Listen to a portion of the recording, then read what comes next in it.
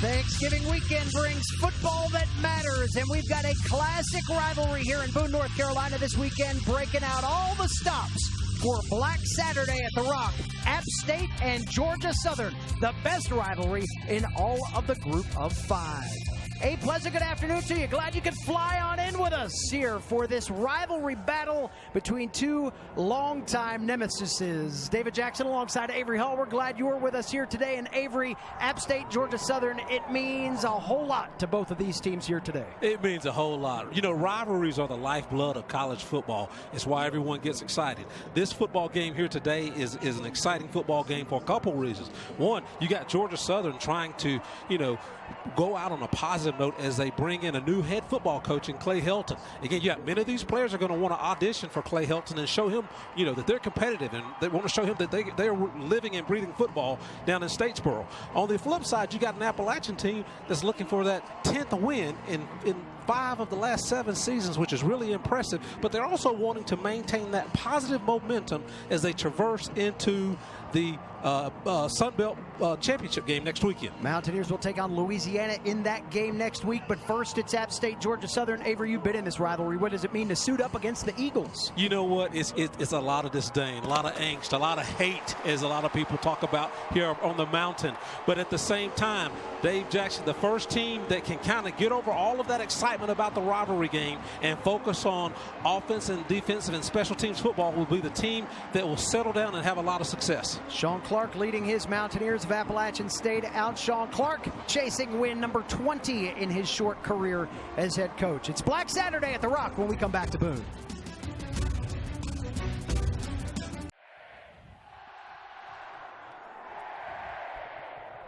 You are inside the greatest rivalry in the group of five here, App State, Georgia Southern from Kidd Brewer Stadium today. You take a look at the Georgia Southern Eagles under the direction of Kevin Whitley. His last game as interim head coach, 93 grad, has captained the team to a 2-5 record after Chad Lunsford was dismissed after a little bit more than 4 years at the helm of the Georgia Southern program. Meanwhile, you've got Sean Clark on the other sideline, as I mentioned earlier, chasing win number 20 in his short stint here as the head coach of the Black and Gold. He has played in this rivalry like his counterpart Kevin Whitley. He said that the games in 94 and 95, the intensity of the hitting between two teams that were championship contenders in the Southern Conference back at the time, got him awfully juiced up when he was ready to turn the page and get ready for rivalry football this week. A lot of common threads, some coaching brethren. Chad Lunsford, the former head coach of Georgia Southern, a one-time assistant under Jerry Moore. Defensive coordinator for the Eagles, Scott Sloan, held that same role at App State back in 2017. Turned in one of his defensive unit's best efforts in his tenure in 2019 when Georgia Southern became the only team to defeat Eli Drinkwitz's Mountaineers that year and kept them from possibly New Year's Six Bowl aspirations. Mountaineers won the toss. They kick it off, and we are underway. Black Saturday at the Rock once again. It's App State, Georgia Southern, and it's going to be a whole lot of fun here today at Kidd Brewer Stadium, and we get to see an emerging Sun Belt player to reckon with, and that's Connor Jaselski. He is Sigelski. Thank you, Avery. Connor Sigelski came in last week. He wasn't on the 2-deep 3 weeks ago. He comes in against the 14th ranked team in the country, played awfully good football against BYU. He really did. He played poised. He 11 of 14, 122 yards. He didn't play like that was his first start.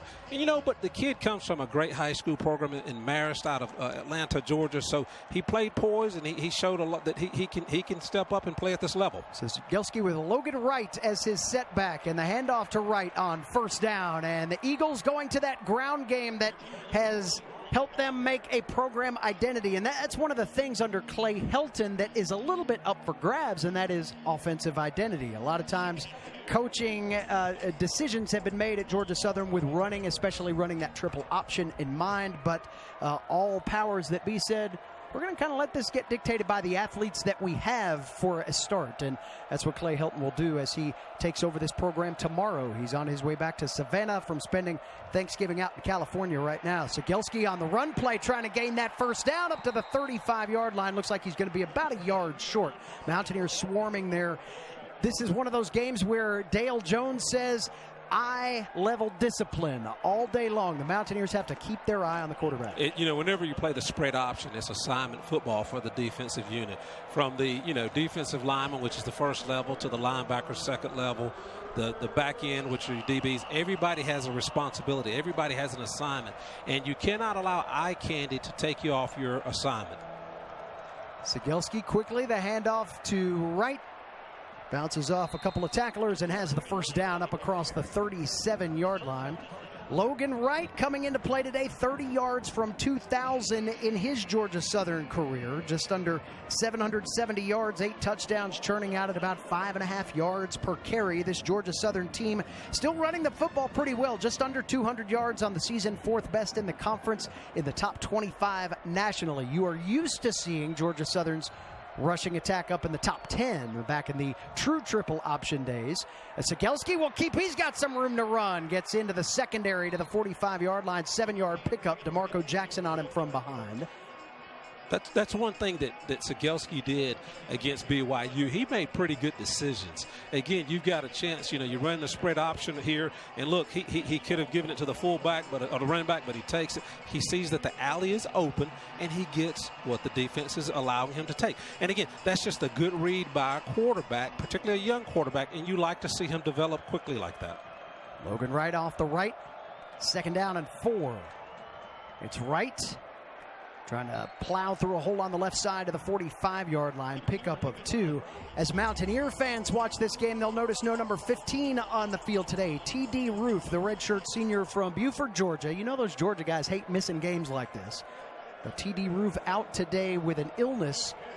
He is hoping to be available for the championship game next week. Appalachian will miss his defensive play. He's not only just a sound football player, but he is a slobber knocker football player. When he hits you, you know you've been hit.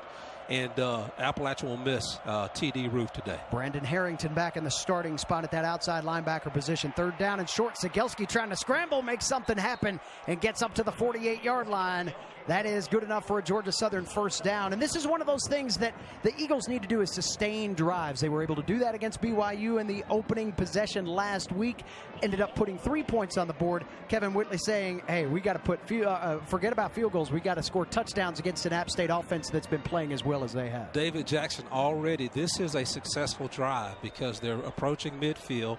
So even if they have to punt, they're going to flip the field and hopefully have good field position or put ASU in bad field position. But this is a successful drive right now. Cegelski looking up top for the first time. The ball batted out of his hands. Demetrius Taylor came up with it, had it, and now has coughed it up. Georgia Southern back with it. We're going to have to see how this all gets sorted out. Whether Cegelski was coming forward. Let's watch it again. Looks like he was not going forward. It's a fumble recovered by the defense. Don't you hate to be the statistician to have to say, okay, fumble, recovered by App, then recovered by Georgia Southern? That's Amari Jones that came up with the football back at what they'll spot as the 33-yard line. So Cegelski's arm not all the way forward in his motion. That was not an incomplete pass, ruled a fumble. That was dislodged by Demetrius Taylor, or chased down by Demetrius Taylor, rather. But App State couldn't quite come up with it. This Georgia Southern team has been turnover prone. Gosh, they've had what? They're -9, I think, turnover margin. They've had, 20 turnovers and only taken, 11? And that's not a recipe for success if you're any football team. -7 in the last 3 weeks, trying to make something happen in the run game again. Caleb Hood with his first carry of the day up to the 43-yard line. Should have enough for the first down, so a great job after the chaos play there. Actually, not quite to the first down marker. They'll pull him back to the 41-yard line. So 8-yard gain for Hood. That's 2nd and 2. Hood is that lightning running back. He's 5'10", 175. Actually, he came in from Air Force prep, and he's that I guess that different back than Logan Wright, who's 6 foot 230 pounds, but he can run. It's kind of like thunder and lightning in that Georgia Southern backfield with those two guys. Tommy Dawkins Jr. coming on late for App State. Eagles have held the ball for the first 5 minutes of this game. No score, haven't gotten across midfield just yet. Amari Jones getting his first Wildcat look today up across the 45-yard line, and that'll move the chains for another Georgia Southern first down. Jones was actually the starting quarterback back in the opener against Gardner Webb. He is a guy that has come in for what would be more traditional quarterback time. They brought him in for some Wildcat. Today he is listed as the backup behind in the quarterback realm here. Cegelski will be the starter. Justin Tomlin, Cam Ransom, both not on the trip for the Eagles here as they deal with injuries coming down the stretch of a long season. Cegelski tripped up on the option run. Mountaineers dial it up correctly. Caden Smith with the tackle for loss. Gosh, that's how you want your strong safety coming up once they've committed to run the option. If you take a look here, again, Cegelski's trying to read the defensive end, linebackers, whoever he's reading, but Caden Smith comes up with the fury and makes a great open field tackle. Dale Jones said earlier this week safety play was going to be critical. Ryan Huff, Caden Smith, Ronald Clark, Nick Ross, all of those guys having to play assignment football but having to be aggressive within App State's defensive scheme to get their point across here on Black Saturday. 4-yard loss on the play. Amari Jones, again, the Wildcat snap. Can't get past the line of scrimmage. He'll lose another yard back to the 41. Good defensive play by the defensive linemen and the linebackers. Again, just filling the gap, maintaining gap responsibility, and plugging those holes, because that was a belly play where Jones just receives a snap, and he's looking for a seam in either of the A gaps, but they were both plugged. You know, Dave, you talk about, Clay Helton and what he wants to do here.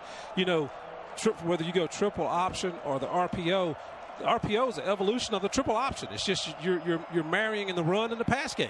3rd and 14, midfield. Jones sneaks free, keeping his feet not quite to the first down marker. This could be 4-down territory here for Kevin Whitley. 12th play of the ball game, but not of the drive. They actually reset on the fumble.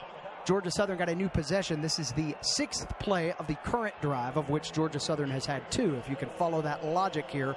4th down and a yard for the Eagles. They're going for it. Why not? 41% on 4th down this year. App State with the 12th best 4th down defense in the country. Teams only averaging about 33% completion against the Mountaineers this year.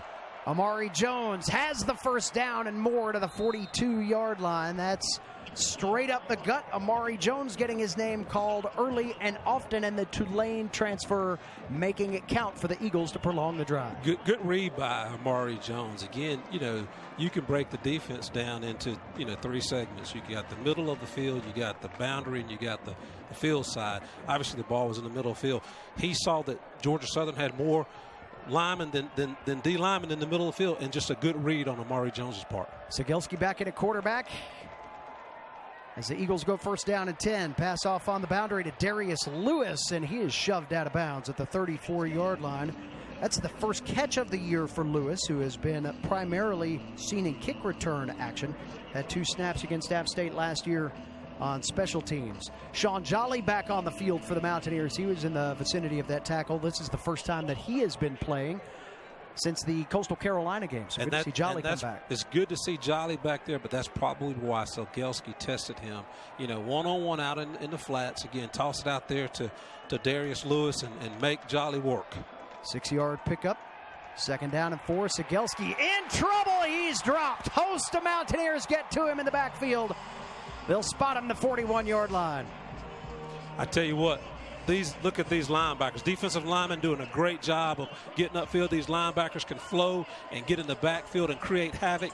Man, I tell you what, Harrington, Cobb, Jackson, these linebackers are just ferocious, and they create havoc in each and every situation that they're in, whether they're stopping the run or even trying to help in pass coverage. 5-yard loss. Brandon Harrington credited with the sack, junior out of Pittsboro, North Carolina, again getting the start today in the spot of T.D. Ruth. Now we have a whistle and a flag down in the backfield. That's a false start against the Eagles. Start. Offense, number 66. 5-yard penalty. Center there. 3rd down. And Logan Langemeyer is one of those guys. He started. If you take a look here, he kind of moves that ball a little bit, and they weren't ready. But he's one of the seasoned guys, and that's this offensive line.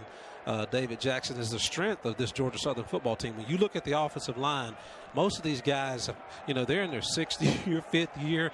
Most of them have over 30 starts. So this is the strength of this football team. Georgia Southern hadn't allowed a sack in their last 2 games. They've allowed 2 here today. Eagles still with the football as the pass to Amari Jones just about a hair too late from Connor Cegelski. That's one of those timing things that you get, Avery, when there's a quarterback that's in that just hasn't had the reps all year long. Even though Cegelski's been active, you're getting third team, fourth team reps in practice. It's hard to get that time. Georgia Southern's been through 4 quarterbacks this year. So Cegelski, this is his second start. You got to understand, Amari Jones moves around on that offense, so he may not even play in that slot position often in practice because he's practicing everywhere else. So again, timing may be off with those guys. 9.5 minutes of possession for Georgia Southern to start the ball game. Nothing to show for it except for the fact they have an opportunity to set App State back in tricky field position to start. The touchback will bring it out to the 20. Mountaineers with the ball first when we come back to the Rock.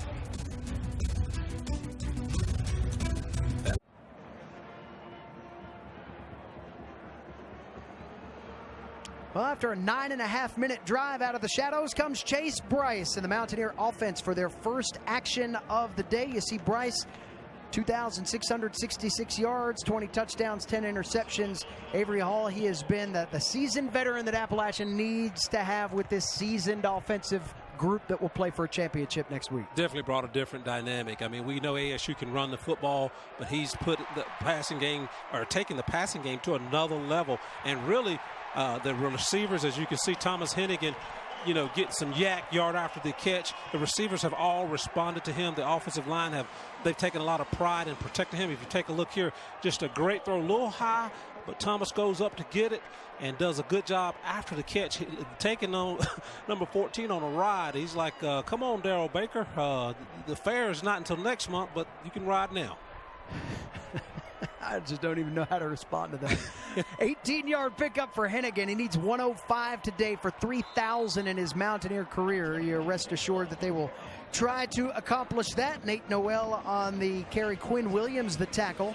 Redshirt junior out of Morgan County High. Madison, Georgia makes the stop there. 2-yard loss on Nate Noel, who went over the 1,000-yard mark last week. 1,013 to be exact. I guess that's 1,011 now. So no more tackles for loss for Nate. He was able to extend that impressive streak, 10 consecutive years for App State with a running back over 1,000 yards. And by the time this year is over, Cam Peoples has an opportunity to put his name in a similar record book as Noel gets a carry up to the 38-yard line. So back to the original line of scrimmage. It'll bring up third down and a long 9.5. ASU has a very good offensive line. They've got, running backs that have been very productive. They got a quarterback that's kind of leading them and making good decisions. But I tell you what, this Georgia Southern defense, Dave, is a very stout defense. They've had a lot of injuries that impacted them on the perimeter. They play with, I think, 4 different corners this season. They're playing with 2 true freshman linebackers. But they're stout, they're athletic, and they play hard, and it'll be a good challenge for this Appalachian offense. Third down and 9 for Bryce with a little bit of pressure. Pass complete across midfield. That's good for a first down and plenty more. Hennigan fighting the whole entire Georgia Southern roster across the 40. He's finally spun down at the 37 for another big gain. Mountaineer first down. Outstanding protection by the Appalachian offense. Good job by Chase going through all of his reads and making the perfect throw to Hennigan. Hennigan is just a beast. He is a very competitive guy.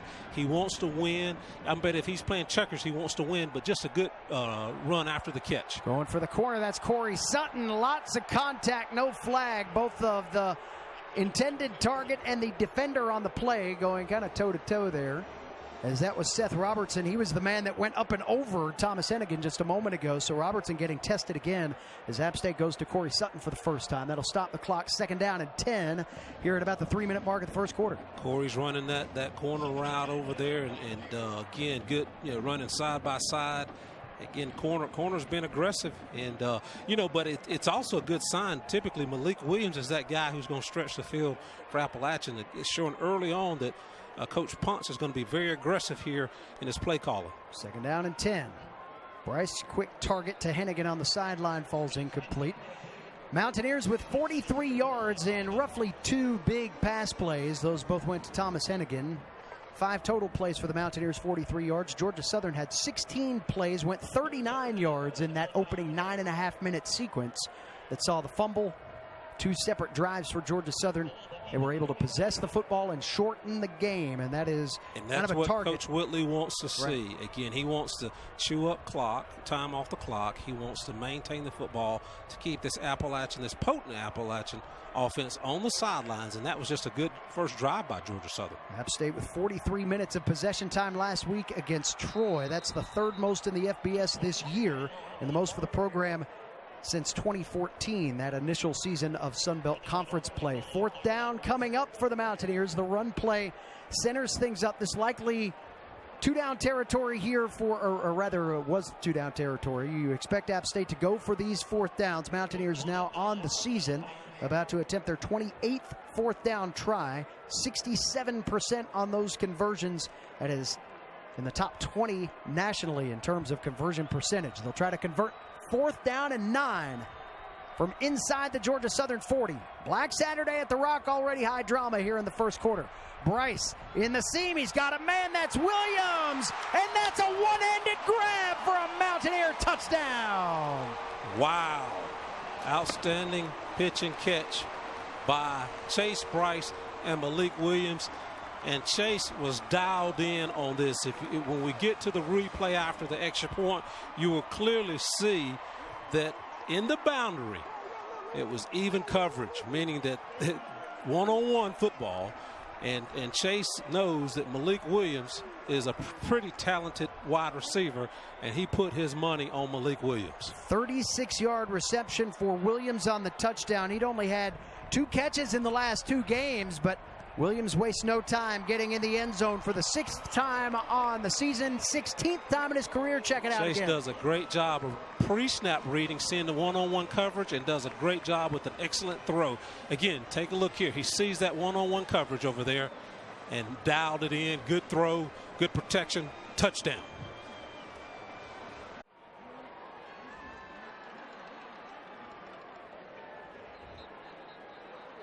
Here's Malik Williams, his 36-yard reception. The first points of Black Saturday 2021 here at the Rock, his 16th career touchdown catch. And you start thinking about some of those super seniors and what their impact has been for an App State program. This is a kid in Malik Williams who, as a junior in high school, walked into his team meeting room and said, "Coach, I think I can play quarterback." He was a quarterback in high school for a while. Came up and found a way into the App State offensive plans as a receiver and has not looked back since. Well over 2,000 yards for his career, and now 16 touchdown catches as he gets a stamp on his senior game. We'll take a break here at Kid Brewer Stadium. Malik Williams with the points. The Mountaineers lead it at the Rock by a touchdown.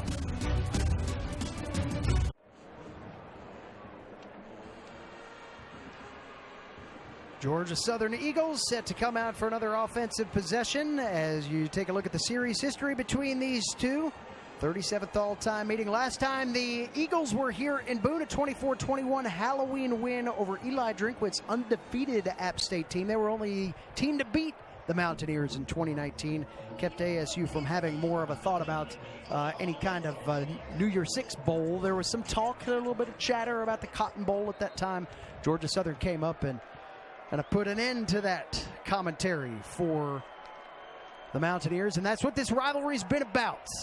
App State's beaten Georgia Southern as the old #1 team in the FCS a couple of times. As a matter of fact, one of the last times that happened here at Kid Brewer Stadium, the same uniform combination was being worn. I was told today this is only the 5th time ever that Georgia Southern's wearing blue pants. And the last time they wore white on blue on the road, 1999 at the Rock Avery Hall, 17-16 win for App State over #1. That was the only time Adrian Peterson lost to the Mountaineers back in the heyday of that football rivalry. game, and that was a defensive effort by Appalachian. I remember they created 4 turnovers, and Corey Hall got the interception to kind of seal the deal. That was just a good football game back in 1999. Jalen White trying to get his name in the record books in this rivalry. Out across the 35-yard line, has a first down run. White, the sophomore out of Daleville, Alabama. 157 yards earlier this year against Arkansas State. You can see he's got playmaking ability as he bounces outside. He's strong. He has good vision. I mean, he's only, right at 6 foot 215, but strong, runs bigger than 215. Has good vision, and he's a sophomore, so he's young. He's still got a lot of football ahead of him.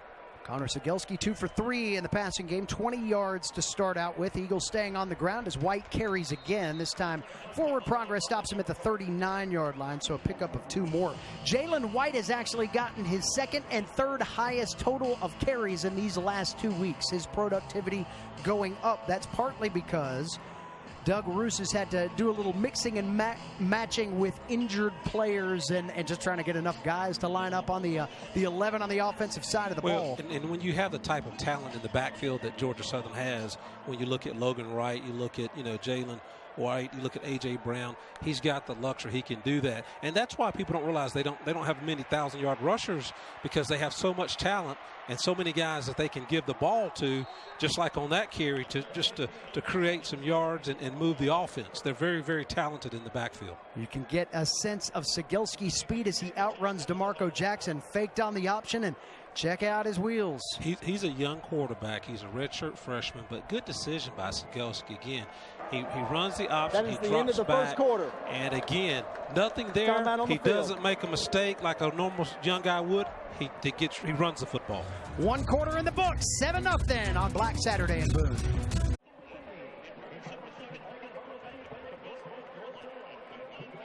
Black Saturday at the Rock, Kid Brewer Stadium, dressed appropriately for rivalry football. That means you got to spell the name of the team on your chest. You got to break out the special wardrobe there. Nice black and gold overalls.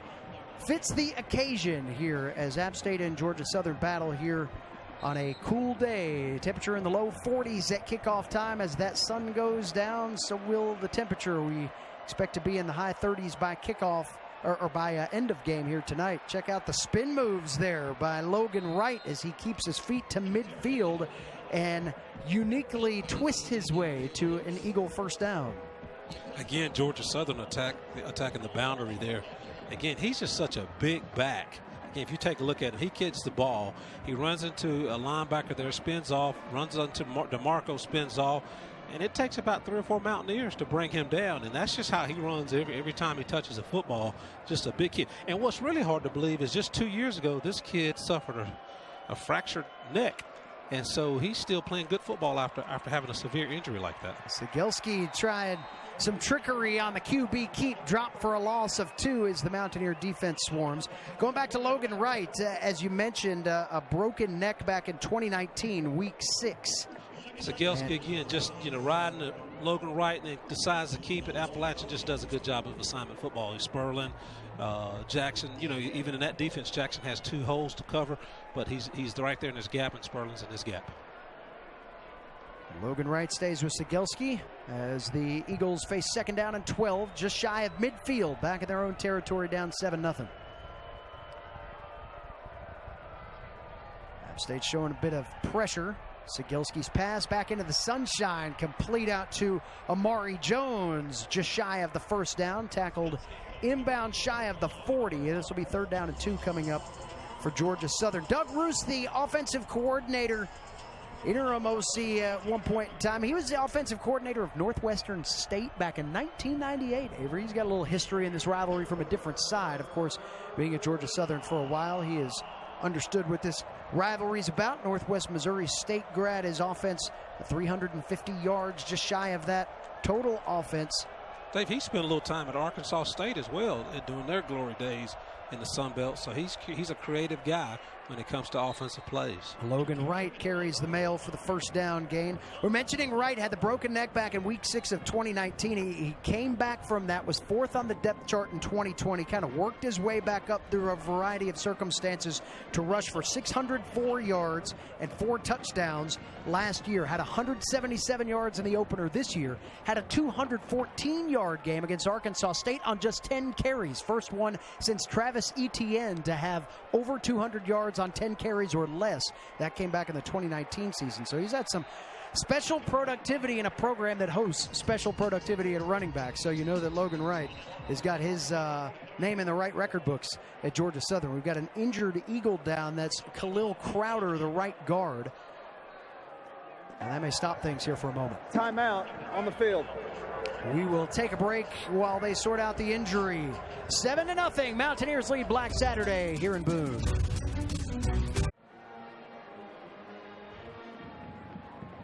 Welcome back to Black Saturday at the Rock. David Jackson, Avery Hall with you. 7-0 App State on top of Georgia Southern. The origins of Black Saturday. Some of you newer to this rivalry might not get what this is all about. So back in the early 1980s, in the Sparky Woods era, Black Saturday used to be a season-long promotional campaign.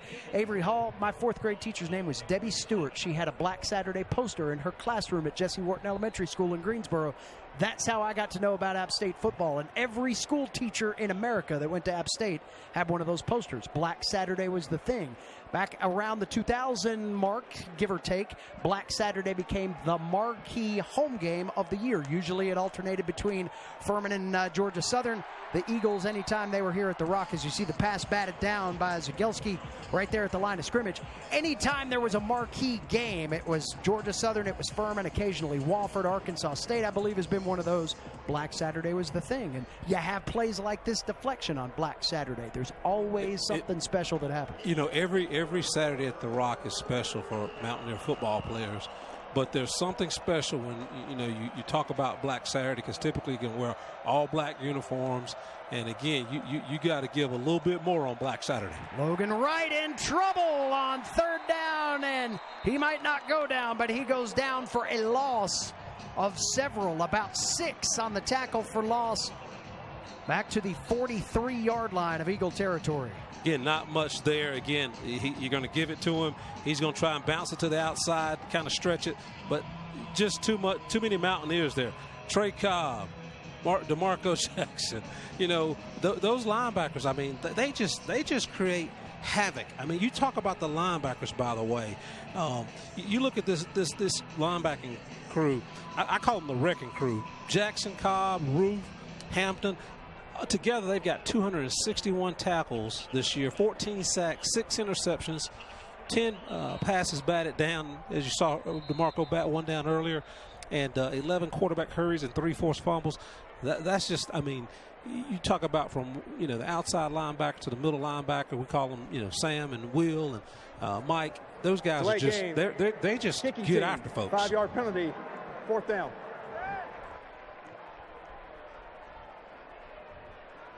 So the delay of game will give a little bit more room for Anthony Beck to punt this football away. Beck will do so from just inside his own 40-yard line. Thomas Hennigan back deep to return for App State. Beck with a little pressure. The saw blade. And Hennigan calls fair catch at the 10. That's where App State will have the football with 11-12 to play in quarter number 2. 7-0, a low-scoring affair for Black Saturday at the Rock.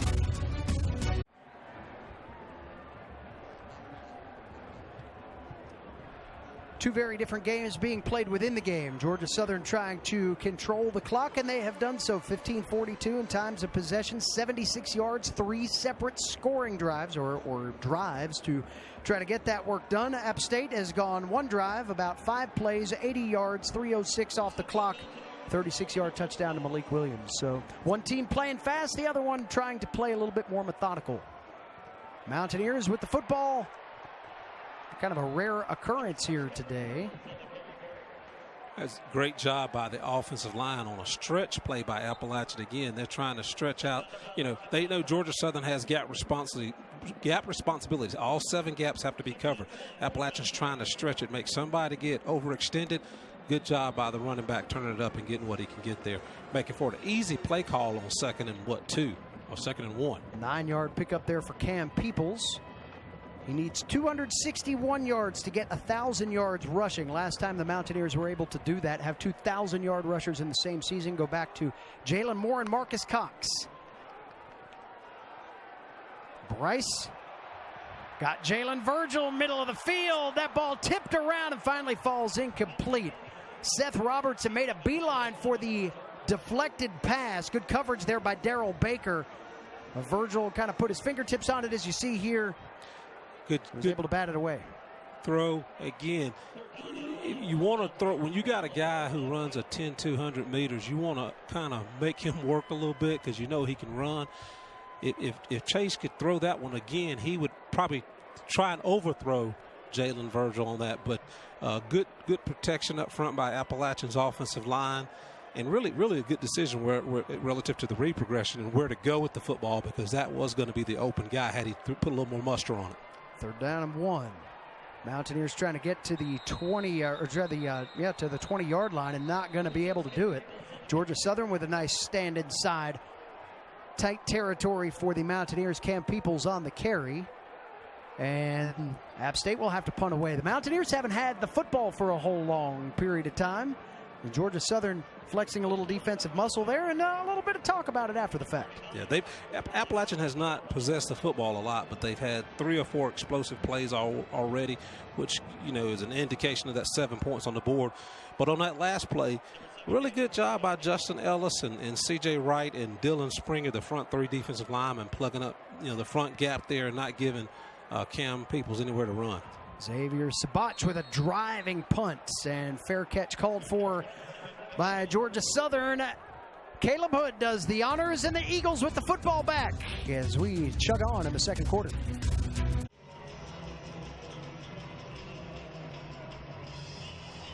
Eagles back out there, 15 minutes worth of possession time. They don't have any points for it, though, yet. Low-scoring affair between 2 old rivals here in Boone, North Carolina. 9:40 to play, 2nd quarter. Georgia Southern has seen Connor Sigelski throw for 31 yards on 3 of 5 passing. Jalen White, the leading rusher, with 17 yards. Logan Wright right on his heels with 16. Again, Eagles have had the ball for almost 16 minutes, but haven't really gone a whole long way with it. Logan Wright, kind of proof positive of what we were just talking about. Gets the handoff, gets a yard positive on the play, as he is met by a host of Mountaineer frontmen on a defensive line, Avery, that has dictated the terms thus far in the game. They really have. And you know, the unsung heroes are like Caleb Sperlin, Jordan Earl, and Demetrius Taylor. You don't hear their names a lot. Just like on that last play, you heard Trey Cobb on the tackle. But again, it's those front 3 defensive linemen that they're resetting the offensive line or the line of scrimmage, and they're allowing those linebackers to flow and make plays. And so they're the guys you don't hear about, but they're so important in this defensive scheme that Dale Jones employs. Sigelski on the option read tripped as he went past Trey Cobb. And Cobb gets credit for the tackle. Sigelski probably had a little bit more real estate, but just lost his footing there. Dale Jones said earlier this week that if we play well, Trey Cobb is playing well, saying that about his middle linebacker. Cobb first in the Sun Belt in takeaways. He's had 3 over his last 2 games. Pick 6 against South Alabama earlier this year. 100-yarder. Trying to make an impact on this game. 3rd down and a little bit more than 5 for the Eagles. Sigelski in the shotgun with 3 receivers to the bottom side of your screen.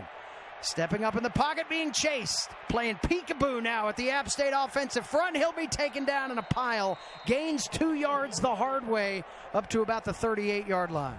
You know, that's where pressure will make you play peekaboo. Because, again, Sigelski's looking towards the field side, wide side, where he had 3 wide receivers running various routes in the route tree. Take a look here.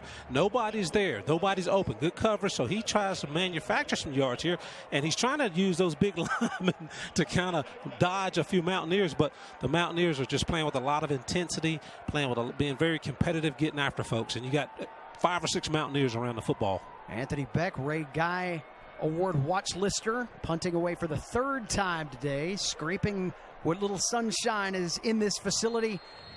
Thomas Hennigan will circle underneath at the 19-yard line, and App State will have, again, a rare possession.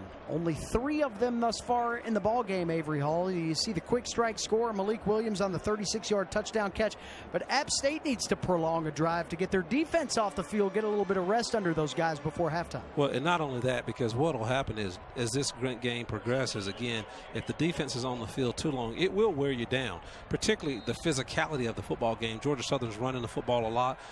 But what Appalachian needs to do is be very, very efficient with each possession and have a few more explosive plays and score as many times as they can, because typically they get about 10 possessions a game. This is probably going to come back for Holden, but typically they have about 10 possessions per game, but it may be more like 8 possessions in a game like this. So they want to be very, very effective with the possessions.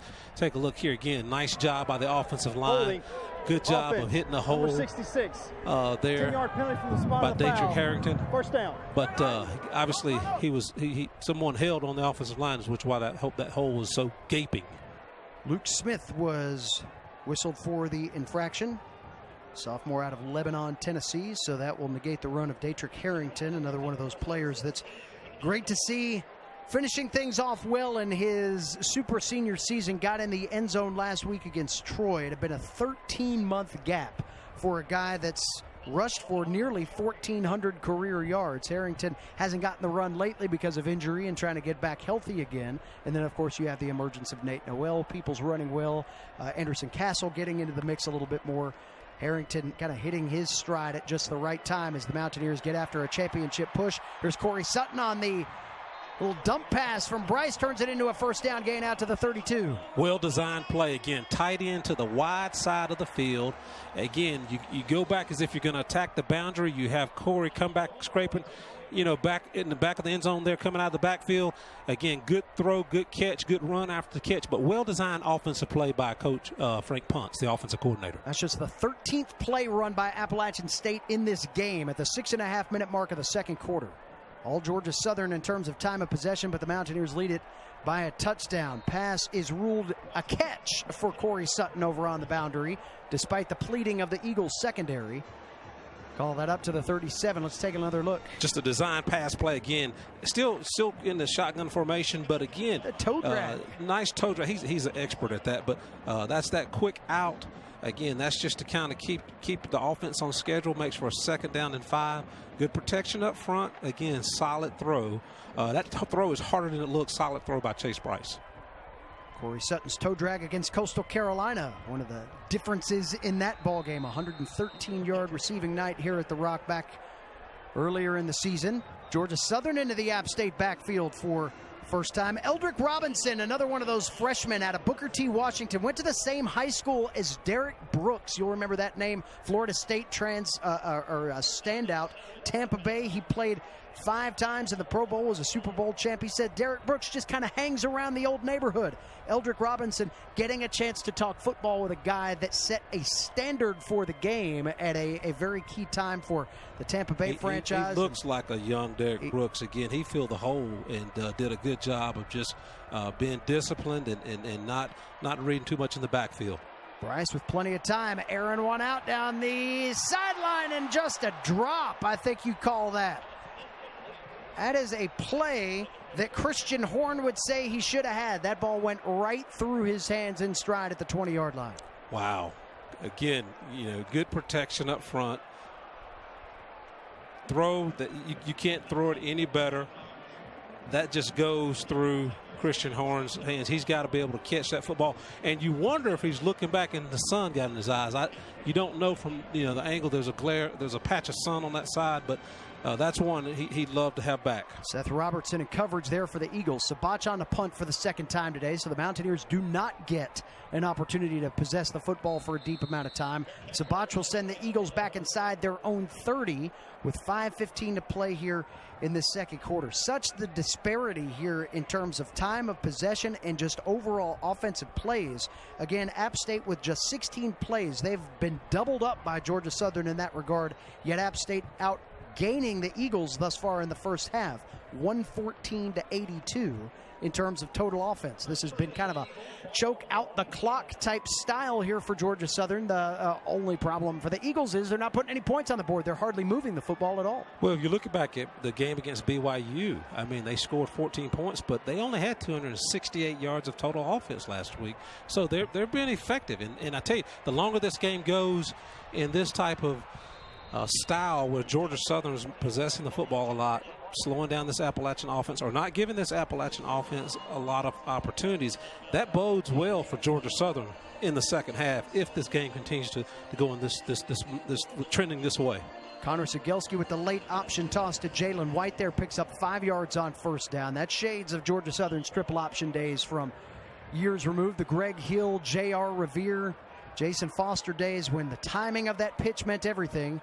Turned it into a 5-yard gain for a first down. Now this is a wildcat look for Amari Jones. He'll get across the 40-yard line and move the chains for Georgia Southern. That is the 8th first down for the Eagles on the afternoon. I tell you, Amari Jones just does so much for this Eagle offense. I mean, he can line up in the slot. He can line up at quarterback. He can line up at tailback. I mean, he just does a lot. He would definitely be the MVP of the last 2 football games for this Georgia Southern Eagles team. Jones played for Doug Roos at Tulane as a freshman, had one of the top all-purpose yard years ever in the Tulane program as a sophomore, got into the Eagle program in the January time frame and has been instant offense for a ball club that has used him just about everywhere. Slot, running back, wide receiver, quarterback.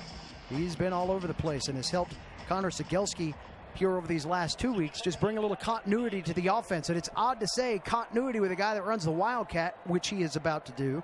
But when you've got your top 2 quarterbacks, Justin Tomlin and Cam Ransom, out, you need somebody that's done it before. And until last week, Sigelski hadn't done anything at the quarterback position officially for the Eagles. And now you see Jones running into some trouble. Pinned back at the 40-yard line. That'll go down for a tackle for loss again by that App State front. They have been everywhere today. Add Madison Cohn's name into the list. They didn't fool anybody. This is just good film study. Tommy Dawkins Jr., Cobb, you name it. Madison Cohn, everybody on Amari Jones again didn't fool anybody. And that clearly has to come from film study because they saw something that they knew he was going to run that football there. App State, one of the top tackles for loss programs in the entire country, coming in second in the nation only to Oklahoma with 29 stops behind the line of scrimmage heading into today. That tackle for loss brings up 3rd down and 9. Sigelski in trouble. He throws the football away. The pass is ruled incomplete at the 47-yard line. He had pressure on him, had to get rid of it quickly, and couldn't get the completed pass. Looks like Georgia Southern will punt again. Complete pass. 4th down. That was Georgia Southern tried to show Appalachian a little eye candy. If you look at the formation, they've got trips to the boundary. Again, they throw back to the middle of the field. Luckily, it looks like somebody got a paw on that, and he did trap it. But they were trying to have a tight end on a linebacker, and Bo that's Johnson, a mismatch. the intended target there. This is Beck's 4th punt of the day, averaging 41 yards along a 44.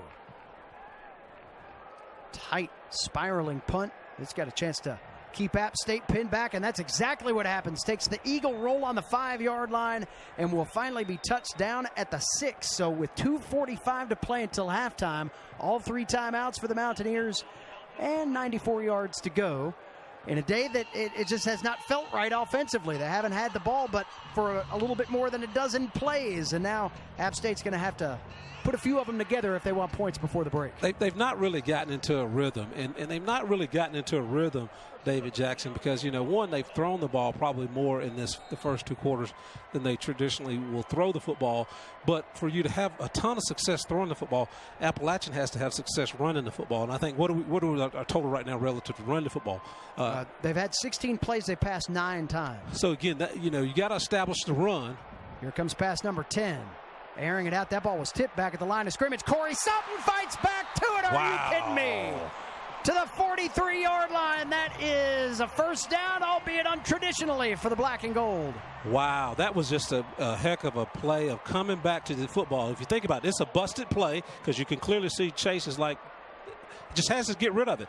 So because he got hit, he underthrew the ball. Corey split 2 safeties and came back and made a great catch. Again, that's just great concentration and great awareness by a wide receiver. Nate Noel with a 1-yard carry as he runs into a pile headed up by C.J. Wright, the nose tackle.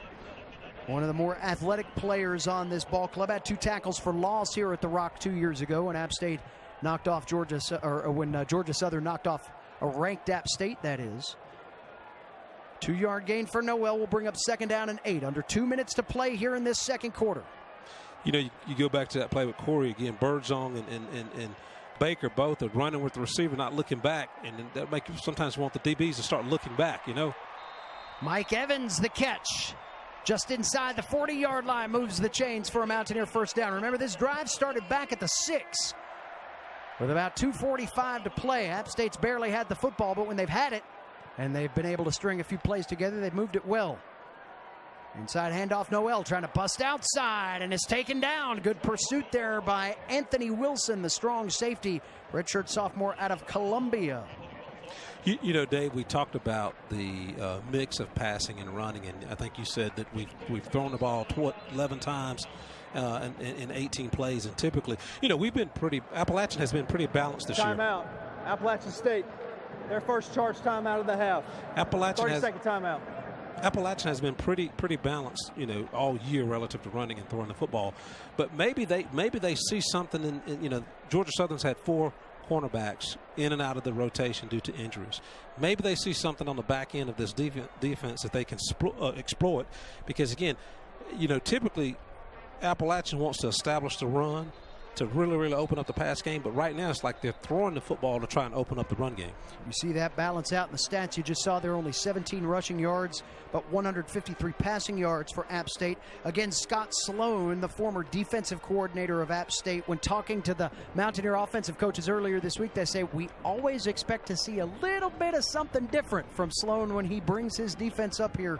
That wrinkle enough right now to keep App State kind of slogging along here. 170 yards so far through the first half for a team that averages better than 450. One of the top 25 offenses in the entire country. Is finding it slow going here to start. Noel with the left side bounce gets into the secondary inside the 35-yard line. Mark him at the 33. That'll bring up third down and short. Power football, 2 tight ends. Again, just handing it off to Nate Noel, and he's kind of getting behind his pass, staying low, showing good vision. Just power football. Noel again, Sunbelt leading rusher, crawling to the ground at the 31-yard line. He is shy of the first down by a yard. Bring up 4th and 1 inside 45 seconds now. App State with 2 timeouts remaining, choosing not to take one here, but they will go for it on 4th and 1. As Sean Clark said earlier this week, if you got a 4th down, use it. And that's what he's doing. Corey Sutton has to make up some distance. Can't do it. Georgia Southern gets the stop. What a swing for the Eagles here right before halftime, stopping App State on 4th and 1. That's a little chippiness on that side. And David, this is where Appalachian has to really be careful. Appalachian has a championship game to play in next week. So if you get a player thrown out for throwing a punch or doing something not so smart, it hurts Appalachian's football team. If Georgia Southern throws a punch today, they just go home. They go home. They're not going to a bowl game. So this is where Appalachian has to be really smart and avoid that chippiness. But again, that's a questionable call. Again, you don't really want to cause. Take it here. Look, the bubble. I think 39 gets up and stands over. And maybe you never know what he said. And that should have been a penalty. But they didn't call it because they know this is a rivalry game. But, again, Appalachian has to be very careful because, again, they've got a little more to lose if they have a player who has to sit out a half. 24 seconds left. Georgia Southern has stifled one of the most potent offensive groups in all of the group of 5 as the pass play intended for Caleb Hood comes to a rolling stop, falls incomplete. That'll stop the clock with 20 seconds to play. Again, App State was averaging 42 points a game. Their defense limiting opponents to 18 points a game over their last 5 coming into this. Mountaineers had really found their stride from an offensive standpoint. Got off to a slow start last week against Troy. Had that TD Roof sack just before halftime. Really kind of get things rolling.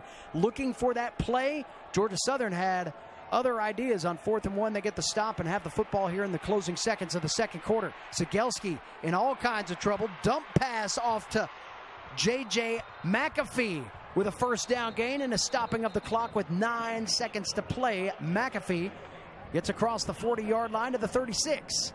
That was a good decision by McAfee. If you take a look.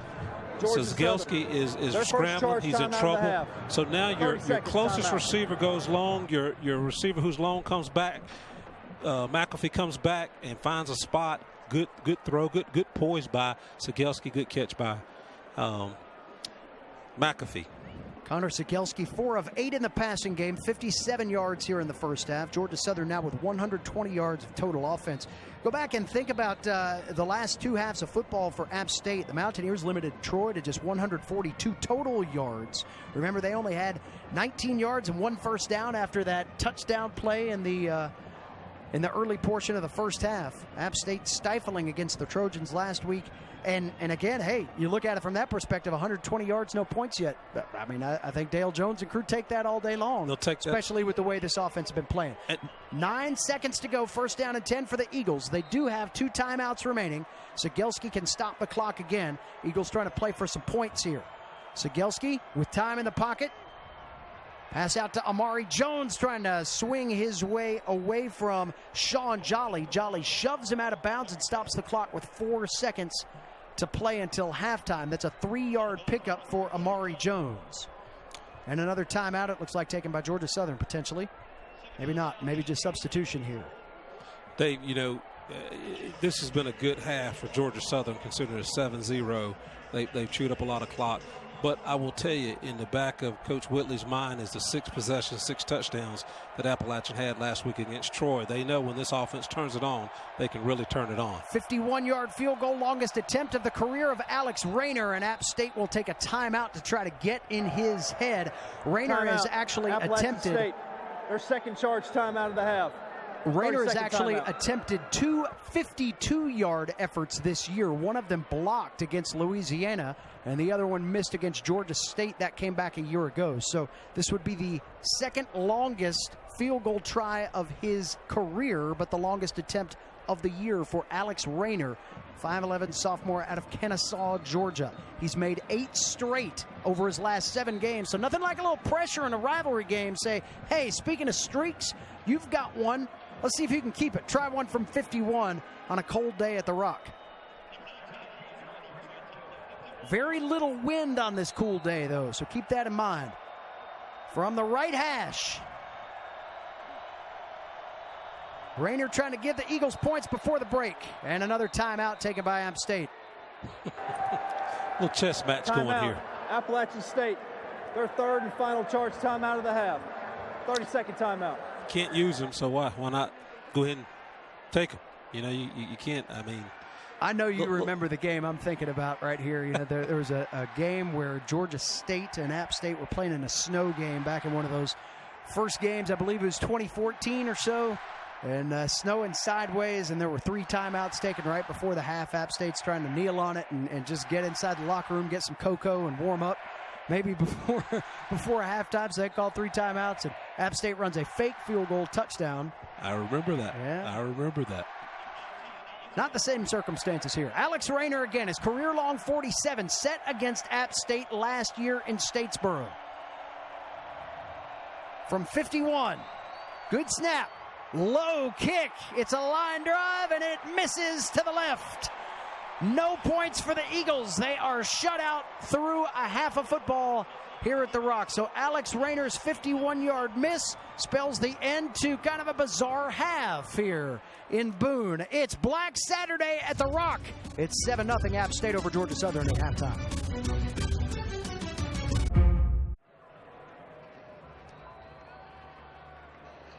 We are just about ready for second half kickoff here at Kidd Brewer Stadium. Take a look at the Sun Belt standings. Those 2 highlighted teams playing in the Sun Belt Conference Championship game next week down in Lafayette, Louisiana. The Ragin' Cajuns playing host to Appalachian State. Again, 3:30 Eastern time, that kickoff. You can check it out on ESPN. Hey, last night, Coastal Carolina, they had overtime to get them to 6-2 in league play as they drop South Alabama. Keeps the Jaguars from bowl eligibility. Remember, a couple of weeks ago, we had that game. Jake Bentley did not play. He was injured. Actually got back in the contest last night and gave it a valiant effort.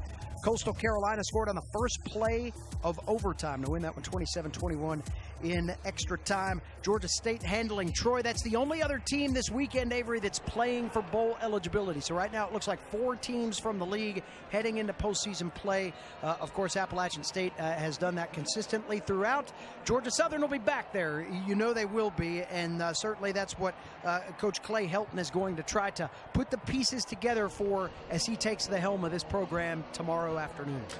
I tell you what, he's got culture in his favor. Again, they can win in Statesboro. They know how to win. They've got a great recruiting base there. Again, he's going to come in and probably, be a little more creative offensively. I mean, you look at Clay Helton, wherever he, USC, he was 46-24, and the 24 is not so good at USC, but he won 3 Pac-12 titles. He had 3 top 10 recruiting classes. You know, he knows the South because he spent time at Memphis. He spent time at Auburn. So I think it's a good fit for Georgia Southern. You know, will they give him time to install his program, his terminology, and all the things he wants to do to try and be successful in Statesboro? Britton Williams with the kickoff, and App State going to try to return it. There's Jalen Virgil, the burner, up to the 25, 26-yard line. Had that 100-yard return in the Miami game.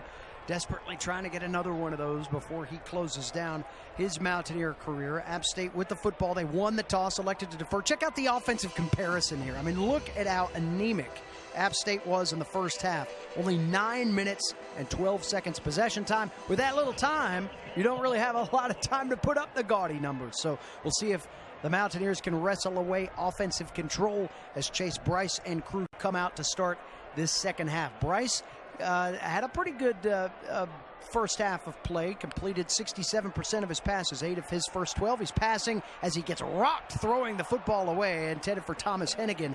And Bryce will get up out of the heap back behind the 20-yard line as he was drilled just before getting away that pass to Hennigan.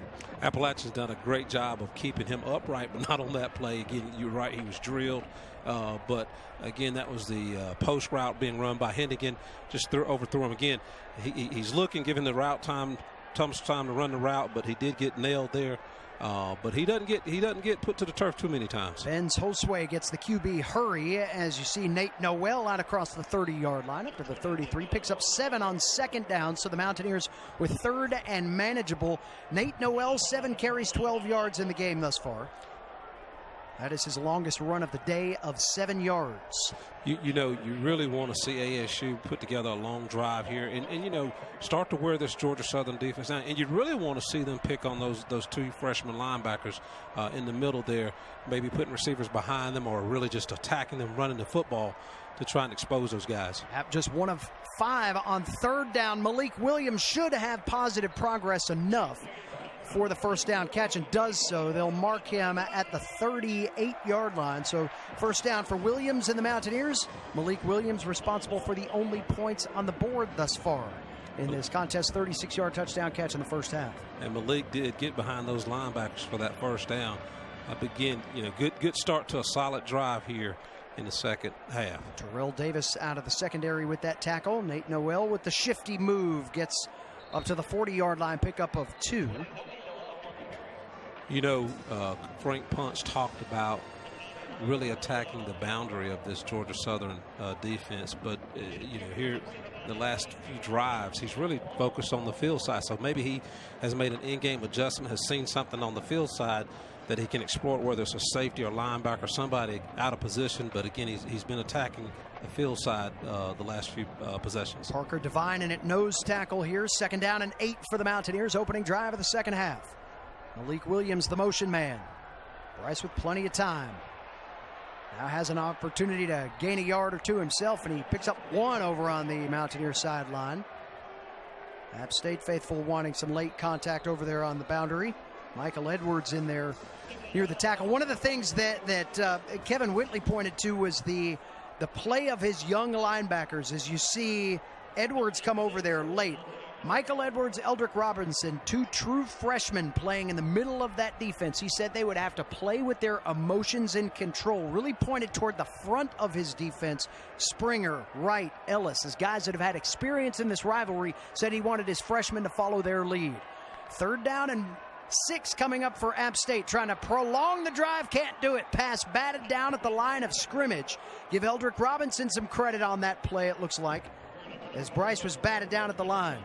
Again, you know, the one thing about pass protection, you want to give your quarterback great protection, but you also want to give him a good passing lane. And that time, Ellis and Robinson were in those passing lanes and got their big paws up. Justin Ellis credited with the pass breakup. He had a breakup against App State when these 2 teams met a year ago down in Statesboro. Xavier Sabach to punt it away, had a 42.5-yard average in the first half, a long of 49.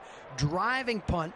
Checks up at the 10, has an opportunity to pin Georgia Southern back deep inside their own territory. That ball touchdown at the 2-yard line. What a roll for Sabach. And the black and gold get a break here as Georgia Southern will be deep in their own territory starting off their second half of play. You hope Appalachian can help the defense can help the offense the special teams flip the field. Great punt, great job of hustling down. Now you just hope that the defense can kind of stifle Georgia Southern's offense here and keep them deep in the territory. Eagles with their first possession of the second half when we come back. Hey, sometimes you wonder where kickers live. They live under pop-up tents, apparently. Xavier Sabach is underneath there, just had a 57-yard punt, his longest of the year, pinning Georgia Southern back inside their own 3-yard line. Some movement up front, though, may change that positively for the road team here. It's looked like App State's offsides. Defense, number 99, entered the neutral zone and made contact with an offensive player. 5-yard penalty, first down. Jordan Earl a little excited there. Let's watch it again. Again, he's closest to the ball, so really he should not move. That'll do it. Unless Sigelski's voice inflections kind of, got to him, but the ball's right there in front of him. So Georgia got to be a little more disciplined. Breathing room up to the 6 for Connor Sigelski and crew. Simple run play for Logan Wright. Wright 9 carries now, right around 20 yards in the contest as he picks up 2 yards. They'll bring up second down and 4. Actually, they'll only give him 1. He runs so low and so hard. It just seems like it's tough to bring him down.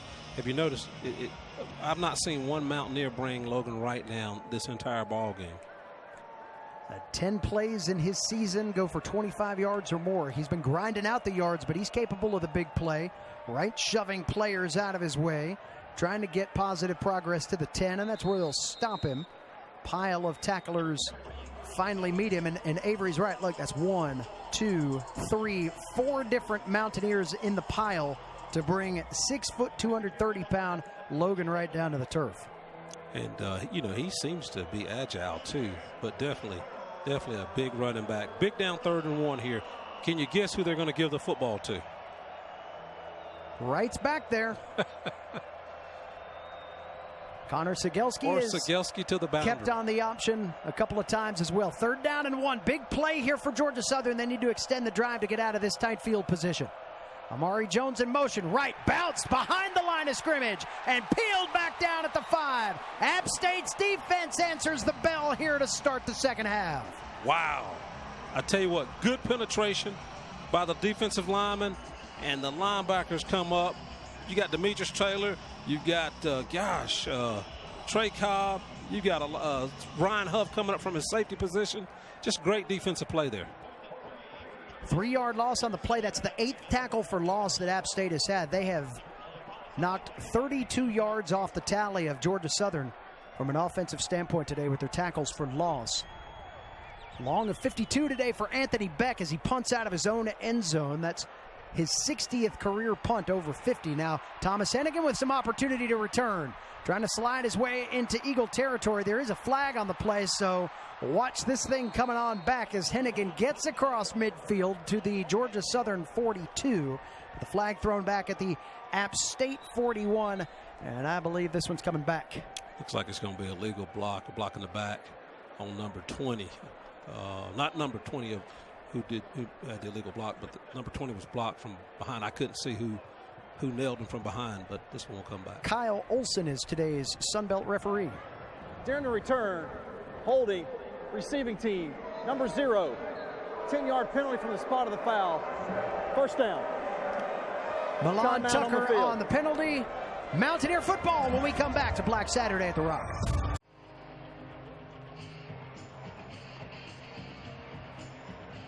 Chase Bryce and crew back out for the second time here in this second half of play. App State leading 7-0, 10-12 to play in the third quarter. David Jackson, Avery Hall with you today here at Kidd Brewer Stadium. Rivalry football at its best. Good to see this game back at the end of the year again. It was scheduled like that last year due to cancellation. It was supposed to be a Wednesday night game due to COVID issues. It was backed up to the last game of the regular season on a Saturday, and the Sun Belt Conference did the right thing and put this back on a regular Saturday rotation. Cam Peoples with the carry up to the 36-yard line. Pickup of just a couple there for Cam. But this is rivalry week, right? I mean, we just saw Michigan win in the Big House against Ohio State. We've got Bedlam later tonight on ESPN. You've got this game. This game needs to be on this weekend if this is what rivalry football is all about. This again, rivalry weekend is, I think, is the oxygen that college football needs, because this is why people get excited, and it's also why you should have better geographic fit when it comes to conferences, because it lends itself to having these rivalries, and they don't get any better than this one here. Bryce rocked, and he's taken down. Justin Ellis gets to him in the backfield at the 27, and that was a loud sack of the App State quarterback. That's a loud sack, but do you know that's only the 9th sack of the season that this offensive line has given up? Again, he just comes, he does a stunt, comes around, and just plants Bryce. And Bryce typically does a good job of getting rid of the football quickly, but on that particular play, he didn't have a chance. He didn't have a chance. Just good rush, good stunt by Justin Ellis. First time in 3 games that App has allowed a sack. Takes us under 9 minutes here in the second quarter. And brings up 3rd down and 14 for App State. Mountaineers just have not been able to get their offense in tune here in this football game. Twins to both sides. Underneath, look, Corey Sutton. That's not going anywhere. Flag coming in after the hit, though. So watch out here. The Mountaineers might have gotten bailed out of what was another short play that went for a small gain. Appalachian's having a tough time running the football right now, so you go with that horizontal passing game. Some people call it a bubble screen. You throw out there, 2 receivers block. But again, Georgia Southern's just kind of aggressive and getting to the football. Stop that play pretty effectively.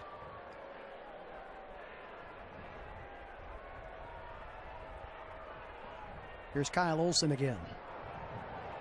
Holding, defense, number 90. 10 yards will be added to the end of the play. 3rd down. So you got your nose tackle holding. Let's see if we can see where that occurred. He gets Parker out there. Devine. Parker is playing nose guard, so that's good run into the football by that big fella who's 6'3", 270 pounds. So they'll replay 3rd down and 1 now for the Mountaineers. And there's a 1st down conversion for Peoples. Georgia Southern right there to answer just across the line of scrimmage. Give Peoples about 2 yards beyond. 1st down to App State to the 47, but the Eagles are bringing the wood from a defensive standpoint here in this second half. But, Georgia Southern plays hard. Whenever you play this Georgia Southern football team, one, they got good athletes. You take their lineman, C.J. Wright, who's number 0, the nose guard. Now, he's not in the football game right now. This guy was a running back in high school. Runs a 4.7 40. Again, playing nose guard. So they've got some athletes on that defensive side of the ball. But on that previous play, Cam, to get the 1st down, did a great job. Had great vision, bouncing it outside and getting what he could get to the sticks and move the chains. Sutton, the intended target on that last play, brings up 2nd down and 10 for App State. 8:08 to play here in the 3rd quarter. Time will begin to become a factor here soon in a 7-0 ball game. Bryce to Peoples. A block around the left edge, across midfield, and that's about it. Give him 4, maybe 5 yards. And again, credit Parker Devine, the redshirt junior from Jacksonville, in on the stop. Devine, 2 tackles, 9-yard sack against South Alabama a couple of weeks ago. Talk about that front line, the front 3 of this defense has been where Scott Sloan's group has gelled the most, and their positive play has come from that group, really showcasing their athleticism and their strength up front for the most part. Well, when you lose your top 2 linebackers, you're talking about redshirt seniors and 6-year guys at middle linebacker, and you have to insert 2 true freshmen. You better hope that your front 3 play very well, and they have. 3rd down and 6, pass batted away. 3rd down and 6 play, jumping up to put a paw on it was Quinn Williams, and he batted that one down, intended for Corey Sutton in the slot. Quinn Williams is the dog linebacker, 6'3", 265 pounds. Again, 265-pound man. That was probably 36-inch vertical, but good job of diagnosing the throw and getting up and getting his paw up. It's been 3 passes now at the line of scrimmage batted down from Chase Bryce, throwing a little bit lower today, trying to get those passes out quickly. Sabach had a 57-yard punt last time, trying to pin Georgia Southern back deep again.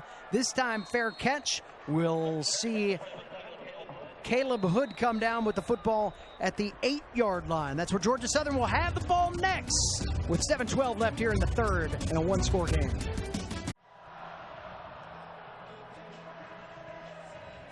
Kevin Whitley seeing the final quarter and a half of his tenure as interim head coach come to a close at Georgia Southern, and a guy that has taken some time to put some thoughts in his players' head. He said that he didn't want to ever say anything that they didn't remember.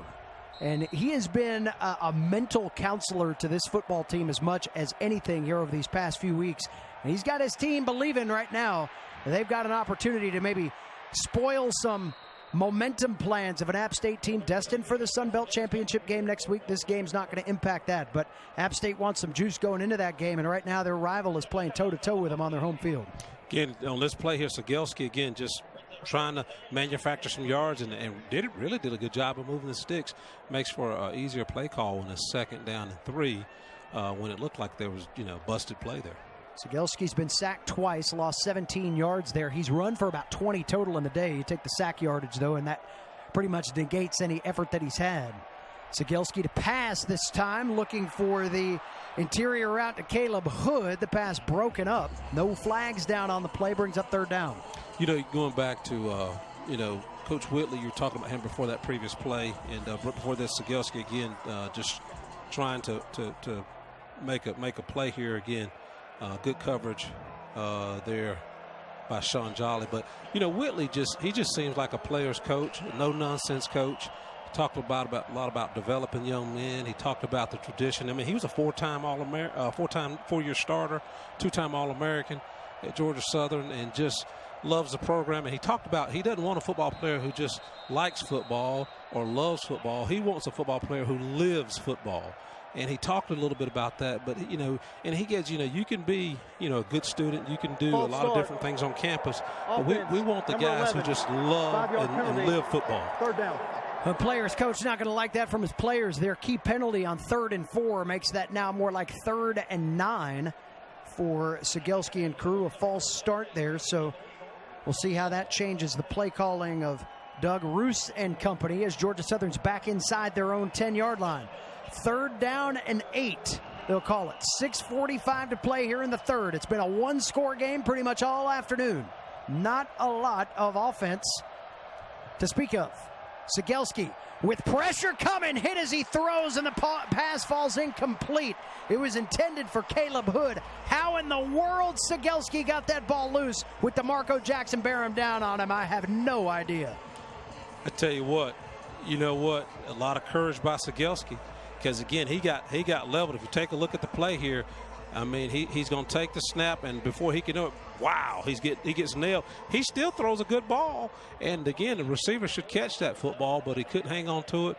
Sigelski couldn't even step into his throw, but got the ball there. Kevin Whitley said that last week as Sigelski got his first snaps ever at Georgia Southern against the 14th ranked team in the country in BYU, he said the moment was not too big for him, and seems like today is a little bit more of the same. App State with an opportunity here on special teams as Malik Williams brings a little spark on the punt return. Mountaineers inside the Georgia Southern 30.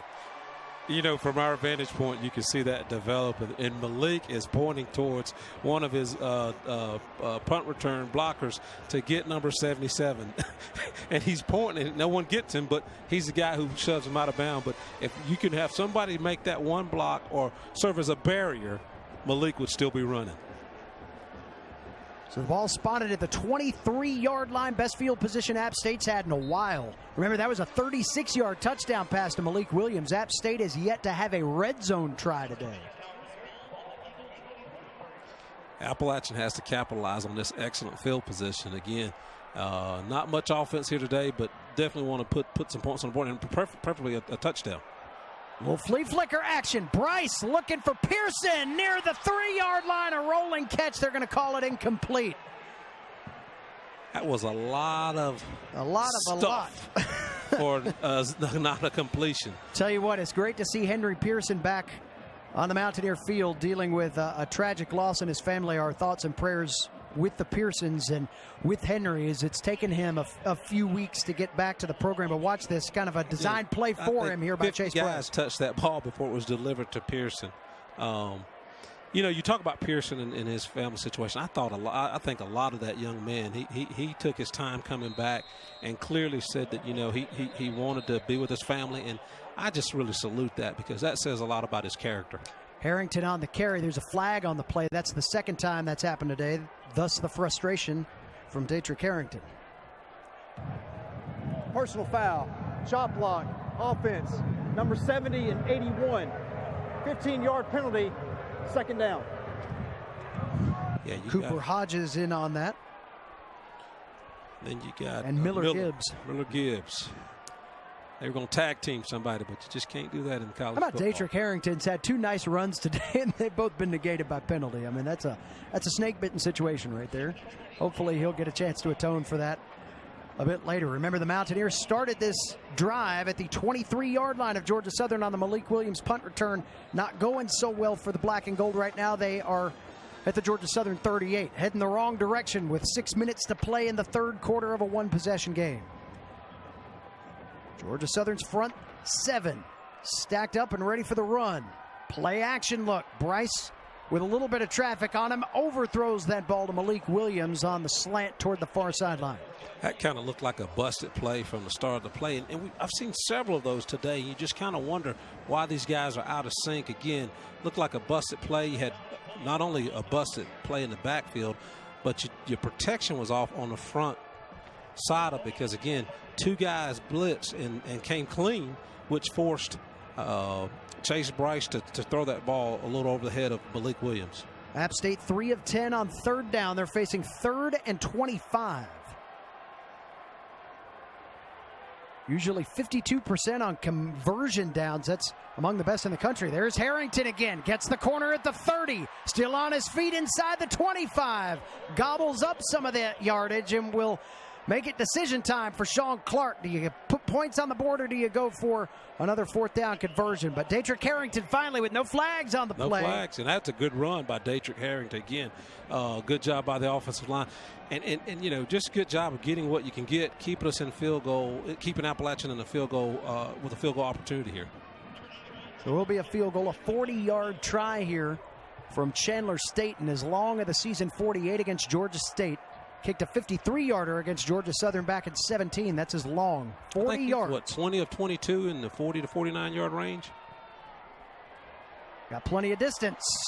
And it is good, and that feels almost like a touchdown the way points have been scored in this game. So a 40-yard field goal by Chandler Staten, who is now 21 of 23 in his career inside the 40s.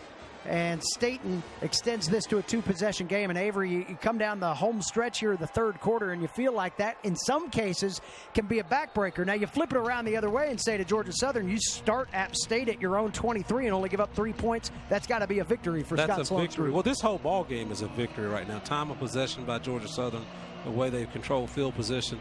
Now, the way these teams have not been able to move the football, I'm sure Appalachian feels pretty good with the 2-possession.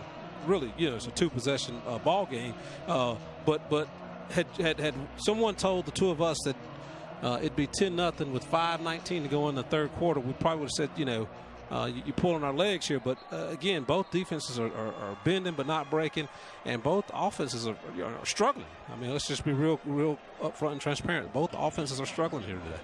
App State with only 39 plays in the game. 7 of 11 games this year, App State's had 70 yards. I'm sorry, 70 total plays. In 7 of 11 games this year, they had 93 plays against Marshall. Usually used to churning out the offense, but only 39 plays thus far in this one. From the 5, Georgia Southern on the return attempt here.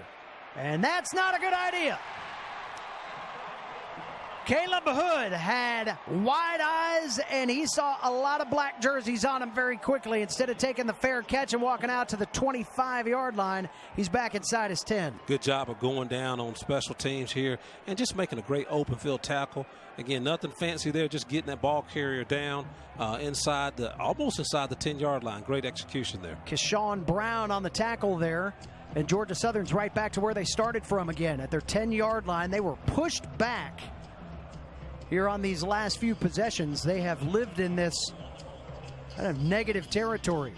So let's see what Connor Sigelski can do. He's 5 of 11 passing, 59 yards. Georgia Southern with 131 yards of offense, 59 in the air, 72 on the ground. They are out rushing App State 72 yards to 54. Play action, Sigelski gets a completion and a little bit of extra steps for Amari Jones, springs him free and gives Georgia Southern a first down gain of 14. That's good protection, good throw. Again, tight end to the wide side, and they throw. Personal foul, roughing the passer. Defense, number 31. 15 yards will be out at the end of the play. Wow. First down. Nick Hampton on the penalty. I really didn't see that of an aggressive play, but obviously they saw something we didn't. But that was just a good throw by Sigelski. Good catch. Let's see what happens here again. Sigelski's kind of gets the football. Really couldn't see what happened, but that's a good throw, and threw into double coverage out there. Amari Jones, leading target. He's been targeted 7 times, 4 catches, 41 yards today. And it's Jones again. Into the secondary. Touchdown saving tackle there for App State. Caden Smith. Cade Smith coming up and making a great open field tackle here, because again, this guy could still be running. Georgia Southern, if they get a few more pieces, because think about this broadcast, you heard Amari Jones, you've heard Logan Wright. If they get a few more pieces, because again, you want all 6 of your skill position players to pose a threat and put stress on the defense. And right now, Appalachian can really focus on Logan Wright and Amari Jones in the package that they have. Jones in the slot. That's where Sigelski's going. Just overthrew him. He had his man beat. He had a step on Sean Jolly. But Jones was just about a yard too far back. And that's not an indictment on Doug Ruse, the current offensive coordinator. But you take Clay Helton and his offensive prowess. He may come in here. He may run the RPO. And again, again with the RPO, you're trying to take 6 skilled position players and put stress on the defense. And he may come in here and be able to do that. But right now, Appalachian, I mean, they can't solely focus on Amari Jones and Logan Wright, but it's pretty close to it, because they're creating the plays for Georgia Southern. Sigelski out to the boundary again, and Jolly there to meet the receiver. That's Darius Lewis, his second catch of the day. Picks up 5 yards, brings up 3rd down and 5. Georgia Southern today 4 of 11 on 3rd down. 3rd down has been an Achilles for them this year. 88th in the country, about 36.5%. It's a big one right here, down 10, closing minutes of the 3rd quarter. Georgia Southern needs some offensive life. They're sub 175 yards of total offense today. Sigelski in the shotgun. It's Jalen White next to him. And the motion man, Caleb Hood. Centering to the top of your screen. Sigelski going that way. He's got White out of the backfield, and there was some miscommunication. White nearly got hit with that ball as he rolled by. Trey Cobb in coverage. A little pressure by Appalachian up front. Maybe forced Sigelski to throw a little early from outside on the far. Here comes, never turned. but White never turned around. But again, Sigelski had to get rid of that football, or he would have been plowed in the backfield. 4th down try for Georgia Southern. 10 of 24 on 4th down on the season. Today the Eagles have made their only 4th down try. 4th and 5 from the Mountaineer 40. Down 10. Connor Sigelski in his 2nd game trying to convert late. Got an opportunity to run for it. Bounces off a couple of tacklers and has the first down, and that gets the Eagle fans juiced up here that have made the trip from Statesboro. That's a gutsy play by the 6-foot, 195-pound redshirt freshman Sigelski. Again, even to both sides in the boundary. They're on the right hash. Take a look here. They're on the right hash. There's nothing there. He had already looked to the left. Go ahead and see what you can get. Manufacture some yards or an opportunity there. Good job by the redshirt freshman. First time they caught Trey Cobb flat-footed today, too. He just kind of had an awkward angle at Sigelski as he came rolling by to convert Georgia Southern's 2nd 4th down of the day.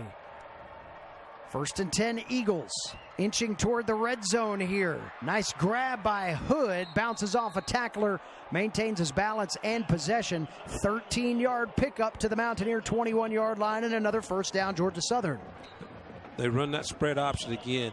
He fakes it to Logan Wright, hits the slant route right there. Again, that just a good play, pitch and catch by the quarterback and the receiver. Good job by the offensive lineman protecting Sigelski. And that RPO type, philosophy, again, if he doesn't give it to Logan Wright, he's looking for something in the field or that slant route on the backside. Amari Jones, that low side slot. Instead, it's a handoff to Logan Wright. He tries to move the pile forward, picks up a yard, maybe 2 to the 19. That's a pickup of 2 yards on first down. If Georgia Southern can punch it in, it's a ball game. I mean, with 2:11 left in the third quarter, if they can punch this ball or even get a field goal, it's a football game. It's been a football game for 3 quarters almost. And but if they can get a score here, it'll be interesting. Logan Wright had 2 second-quarter touchdowns against BYU last week, and he was a machine. I mean, he was somebody they could give the ball to and would churn yards up at a pretty solid clip. He's averaging less than 2 yards per carry here today. Sigelski on the option. He's going to try to turn it upfield and take a dive. He had Trey Cobb breathing down his neck. Caleb Sperlin coming in from behind. So he'll lose yards back to the 21. That's the original line of scrimmage. You'll see Caleb Sperlin. You'll see linebackers making that play. But the genesis of the success of that play started with Demetrius Taylor keeping containment. Again, forcing, even getting in front of that big guard who was pulling and forcing Sigelski back into the meat of the defense. Could be 2-down territory here. Alex Rayner missed from 51 earlier, as long as 47 for his career. Georgia Southern just needs points. They're down 10. 3rd down and 10. They've converted a 4th down on this drive. Wow, I was going to say. Flags coming in. I was going to say Appalachian got away with one there. Amari Jones mauled from behind, and Georgia Southern will get the 1st down on the penalty. I tell you, the fans are booing, but there is no foul for pass interference. The ball was tipped. 4th down. Wow, that's a huge break for App State. Because clearly our fans were booing, our Appalachians fans were booing, but I'm sure the football IQ is higher here in the mountains than that, because clearly there was he grabbed the receiver here, but the ball it was tipped. Aiden Smith, he got lucky on that one. All right, so it's a field goal try for Rayner from the 28-yard line, so a 38-yard try in between the hashes. Good snap, hold is down, and the kick is good. So Alex Rayner from 38 yards puts points on the board for the Eagles for the first time today and makes it a touchdown ball game once again with 53 seconds left here in the third quarter. Overall solid drive, 11 plays, 69 yards. Georgia Southern puts points on the board. Avery Hall, they bent but didn't break, right? They had a 4th down conversion that they had to maintain. Connor Sigelski with a lot of poise on that drive for the Eagles. Showing a lot of poise, and not only just in the run game, but the pass game, and also the ability to create plays with his feet. Again, he's a young quarterback. He's only going to get better. He's actually a better runner than I thought that he would be, just from the small sampling of work that we saw against BYU. But he's grown over the last 2 football games. Kevin Whitley, the head coach of the Eagles, he said he wins regardless after this week. You know, tomorrow is a day that a lot of these Georgia Southern staff members will find out if they're going to be on the staff of Clay Helton or whether they'll be seeking other opportunities. He said, hey, I either get a chance to build here and continue some of the wins that you may not see in terms of wins and losses, but some of the progression that the program has made here over the last 7 weeks. Or he's got an opportunity maybe to go back to the high school level where he was incredibly successful as a coach, and he's got a son in 7th grade, and he said, we're going to tear it up together if that's the way that it works out. So Whitley seeing some good things here as Jalen Virgil gets loose. He's got a man to beat. Still on his feet, and there he goes. Jalen Virgil to the house, and the Mountaineers get the touchdown at the Rock. You know what? Appalachian may need to start calling Jalen Virgil the Eagle Killer. I mean, this guy last year had 171 total yards against Georgia Southern. He took a kickoff back 100 yards against Georgia Southern last year. And here it is again. Look, great vision. We know that he has world-class speed, good balance, good job of breaking through several tackles. And once he's free, you're not going to catch him. He runs a 10 to 100 meters. You're not going to catch him. But he scored a touchdown last year at Georgia Southern, 100-yard kickoff return. Am I correct? Does my memory serve me correctly? Just good job by Virgil. Staten with the PAT. Virgil took a few yards off this one. This one was only 97 yards. So, maybe he'll get those extra 3 yards in and some sprints after the game. He's on the sideline. It looks like he's doing the bird because we're going to start having to call him the Eagle Killer. We got a timeout on the field here. It looks like there's an injured Mountaineer down. Let's check it again here on Virgil's run. This is 97 yards. Just good balance there. Again, slips through another tackle, good balance. And again, once he gets out in the open field, it's lights out. He's not going. No one's going to catch him. Jalen Virgil with a 100-yard return against Miami earlier this year. He's had 2 100-yard returns in the history of his tenure here at App State. Against Georgia Southern, as Avery mentioned, Miami again had so much spark in this return arena for App State.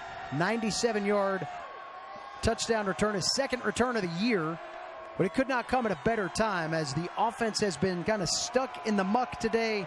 It's Jalen Virgil on his super senior day finding his way into the end zone one more time. He just has a great timing for his 100-yard or his 97-yard kickoff return. If you recall last year's football game, it was Appalachian was winning, 17-7 at halftime. Georgia Southern took the lead, and then his kickoff gave Appalachian the lead. And so he has perfect timing when he decides he just wants to take one back. That injured player for App State is Craig McFarland, the sophomore offensive lineman in on the PAT extra point team out of Chaparral High in Phoenix. Hopefully he's okay as he heads over to the sideline. And App State now with a little bit of breathing room, up 17-3. 2-touchdown game. The way this game has played out feels like a ton. I mean, that feels like you need more than a quarter to make all that up. There just hasn't been a whole lot of offense today. Just now have crossed over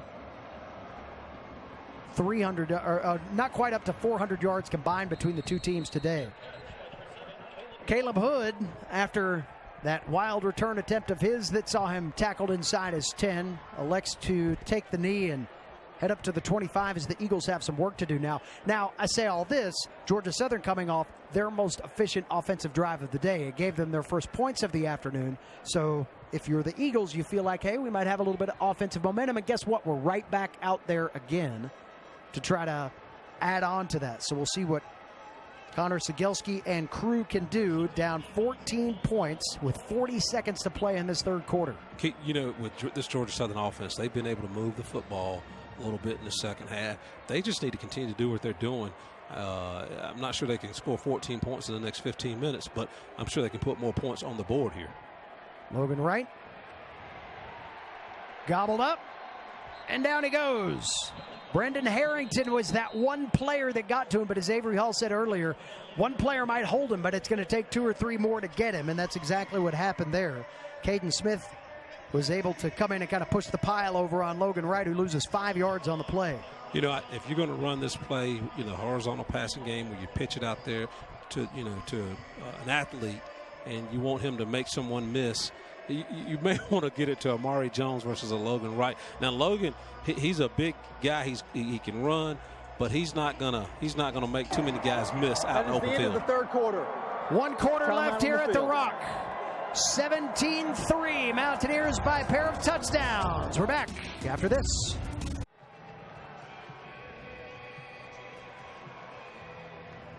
I'm not sure by definition if this is a hoedown or a hootenanny that you are watching here as we move to the fourth quarter at the Rock. Great to see a close game here for a while. It's been a while since we've seen one like this. App State has kind of played with this conform or be destroyed type attitude here over the last few weeks. Games against ULM, South Alabama. Last close one was that amazing finish against Coastal Carolina. But a 2-possession ball game here as we head to the fourth quarter. Georgia Southern trying to keep their offensive momentum and get one back after the kickoff return for touchdown. The Apps nearly had an interception there. Brendan Harrington jumping up, just kind of mistiming his leap, trying to pick off Connor Sigelski, who has yet to throw a pick in Georgia Southern blue and white. Again, he gets back. They pressure forces him to stop early, and he wants to roll out a little further, but again, good pressure by the defensive front, forcing him to throw that football before he wanted to. Dave Jackson, if somebody had told you into the third quarter we'd have 208 yards, Appalachian have 208 yards, Georgia Southern have 180 in a big rivalry game. I feel like that's more like a halftime kind of stat line. There's a flag down in the backfield. Hold everything here. You look at, you know, those are on first half. I mean, that's like a first half. You look at the history of this Yeah. series, that's a first half for both of these offenses. 54 yards of rushing by Appalachian and 78 yards rushing by Georgia Southern. Just I wouldn't have thought it, or let's say I wouldn't have thunk it. Offside, defense, number 52, 5-yard penalty, third down. That'll help Georgia Southern get some of those yards back. Let's watch it again. Again, you know, he's trying to maybe show him a fake blitz, and he's probably going to back out of there, but he couldn't stop his momentum. So the Eagles get the penalty yards. They've got to get just past the 35-yard line to move the chains. Third down and 10, a little bit more manageable than third and 15. Eagles today on third down, 4 of 13. Sigelski with some problems, and he's pulled down. Appalachian did not mince any words or disguises there. They came out even front, center uncovered, linebacker in front of center, and they blitzed the middle linebacker and the outside linebacker. So Gelski didn't have enough time nor anywhere to run. Nick Hampton on the sack. That is number 4 for the Apps today. 10 tackles for loss. And that is the start to the fourth quarter that Dale Jones dreamed up. You talk about Dale Jones. I mean, that, you know, 25 years in this Appalachian program, a part of 230 wins. And I think this year is one of his best jobs relative to the team's defensive performance. I mean, he's done an outstanding job this year. Malik Williams on that kick return had the ball pop loose late, whether that was down by the ground in contact. Looks like App State may have covered it no matter what. So we got a timeout here on the field. 14 minutes to go in Black Saturday.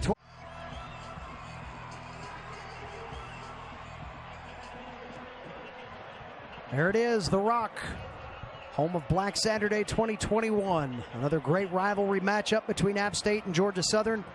This one's had some of those rivalry kind of exclamation points to it, if you will. Jalen Virgil, a 97-yard kickoff return for touchdown right now is the big difference. App State has not been able to get their offense out of the garage, and Virgil did it on special teams. Chase Bryce trying to air one out. Hennigan got it. Steps to the end zone. Touchdown, black and gold. That was a great read. Great read, great protection, great throw. I mean, it was even coverage on that side. The safety had stepped inside somewhat into the hash. That made it one-on-one. Good job by Bryce and Hennigan. And with that catch, Thomas Hennigan has gone over 3,000 yards in his Mountaineer career. A 68-yard touchdown does the trick here in the early fourth quarter of Black Saturday at the Rock. Another rivalry exclamation point for the black and gold of Appalachian State. 22nd touchdown in the career of Thomas Hennigan. PAT by Staten is good. Let's check it again. Thomas Hennigan. He's been here since Daniel Boone walked through this place practically. Good throw. Good job of coming back and pausing to readjust the football. And just great catch and great run after catch. But, again, good protection here. Good throw. Outstanding execution. 3,000 yards for Thomas Hennigan as the Mountaineers lead it at the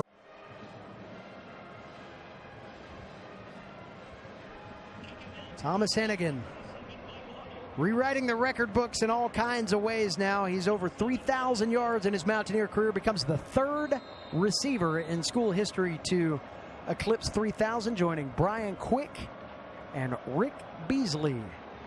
Pretty good. That's great company. I'd like to go out to dinner with those three. I'm sure Beasley would even pick up the tab. Beasley's retired, man. Beasley would make you. He's got that sweet government income coming into him now, man. He's got the checks, and he's just signing them left and right. Thomas Hennigan, again, 3,006 yards 231 receptions. That's all-time in App State history, and again, third in all-time history in the yardage categories. Behind Beasley, Brian Quick was the one that set the new standard. That's still great company to be in. And, you know, Thomas Hennigan, he is a hard-working, competitive guy, and he does everything the right way. He's an academic All-American. You know, he does, you know, works hard. I've watched him in the community that we all live in. That he was played at Northwest Guilford, but watched him even at Pop Warner football. He's played hard every play that I've ever watched him play. Says a lot about a young man. Logan Wright up to the 31-yard line, showcasing a little bit of that elusiveness. Wright came in 7th in the league in rushing. He's been bottled up a little bit more today. He's shown some bursts, but 13 carries, 24 yards, averaging just under 2 yards per carry on the day. Sigelski nearly dropped in the backfield, trying to make something happen. DeMarco Jackson kind of forces him out of bounds around the 30. They'll give him the 31. We're going to 3rd down and 4 here for the Eagles. And you feel like things are starting to get away here from Georgia Southern. They kept it close about as long as they possibly could.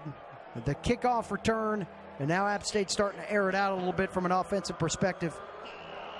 Pair of touchdowns in the air today for Chase Bryce, 222 yards in the air. It's funny to think App State's only gained 276 yards of total offense, yet they have a 100-yard receiver. Yep. Well, and, you know, Appalachian starting to pull away. But, you know, Dave, you know, one thing that jumps out at me is this Georgia Southern football team is still playing hard for Kevin Whitley.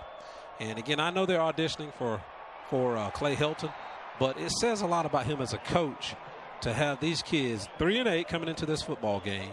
Again, you know, other than the rivalry, not much to play for other than auditioning for, you know, Clay Helton to show them how talented they are as individual players. But they're playing hard. They're playing hard, and that says a lot about, you know, what Kevin Whitley has done over the last 8 games since he has taken over.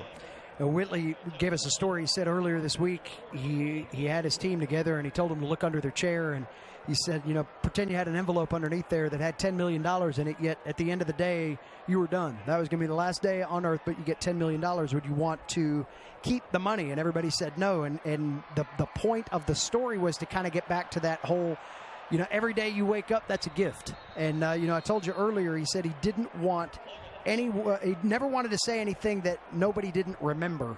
And, I mean, you get a chance, and I know you played for Jerry Moore, and I know he's got stories for days. And I know you remember a lot of those, but those are the influences in your life that you come back to those stories. It may be a throwaway story at the end of a Tuesday practice in the heat of the season, but that message comes back around at the right time in your life. And Kevin Whitley has given his team a host of those nuggets and memories here over the last 7 weeks. And that's why you always, people say it, and I didn't understand it until I got older. You don't even realize the impact you have on young people until years later. And Kevin Whitley, I guarantee you, he's had an impact on those guys over there on the Georgia Southern sideline. And you go back to Coach Moore. You talk about Coach Moore. They have little things like when I want to get tired or I'm frustrated, Coach Moore would always say, "Don't spit the bit out." And that's just something that has always stuck in my head. And even if I'm jogging in Kernersville and I feel like I can't go anymore, I don't want to spit the bit out. Personal foul, blocking out of bounds, receiving team, number 44.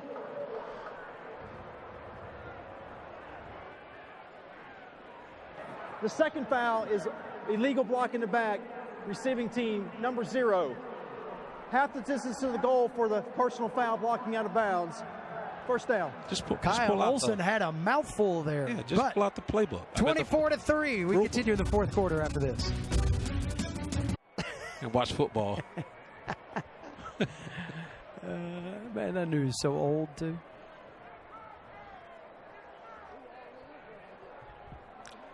(24-3). App State leading Black Saturday 2021 here at Kid Brewer Stadium. 37th meeting all time between App State and Georgia Southern, and it's had its moments in there as well. Chase Bryce still in at quarterback. Mountaineers not quite ready to start bringing in the cast of characters just yet. Cam Peoples getting the carry. Feel like you got to get probably one more score on the board, and there are some people that I know that Sean Clark would like to get one more moment under the lights here at the Rock, if at all possible. You know, Jacob Huseman's one of those guys. All he did to come back to this team, provide A solid and experienced backup to Chase Bryce has been part of that safety net that's helped Bryce develop into the leader that this football team needed here in this 2021 season. Bryce on 2nd down and 10. Thought about passing out of his own end zone, loses the football right on the goal line. It's recovered by App State just before the arms go up for the safety. Wow.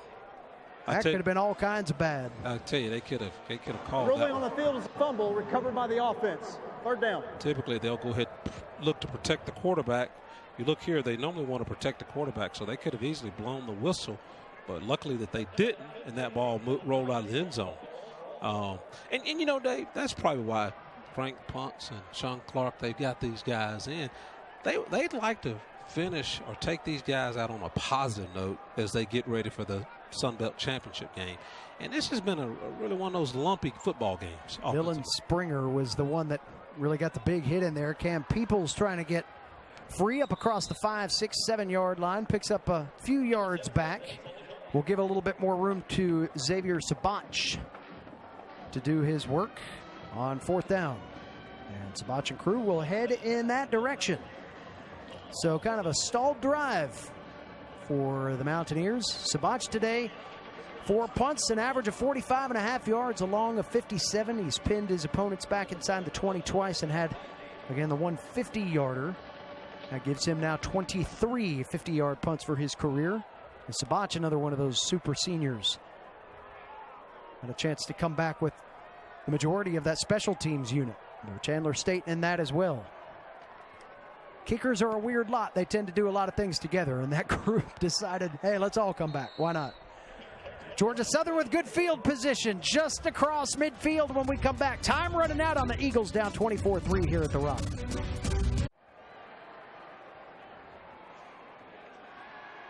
Beautiful look at App State's campus as we bring you the final 10 minutes of the home slate here this year. And on behalf of our entire ESPN Plus crew, we thank you for joining us. Want to give some credit to the folks that have made all of this happen this year. The technical brains behind it all, Daniel Rainwater, Carl Russell up here with us in the booth, Matt Eastman, Christopher Mativier, Chris Jones, Eric Dowdy, William Jones, Jerry Thomas, the man in our ear most of the afternoon, Kelsey Crook, Brandon McDowell, Alex Carastalillo, Monroe Jackson, and Peyton Hughes. They have been with us through all these chilly days.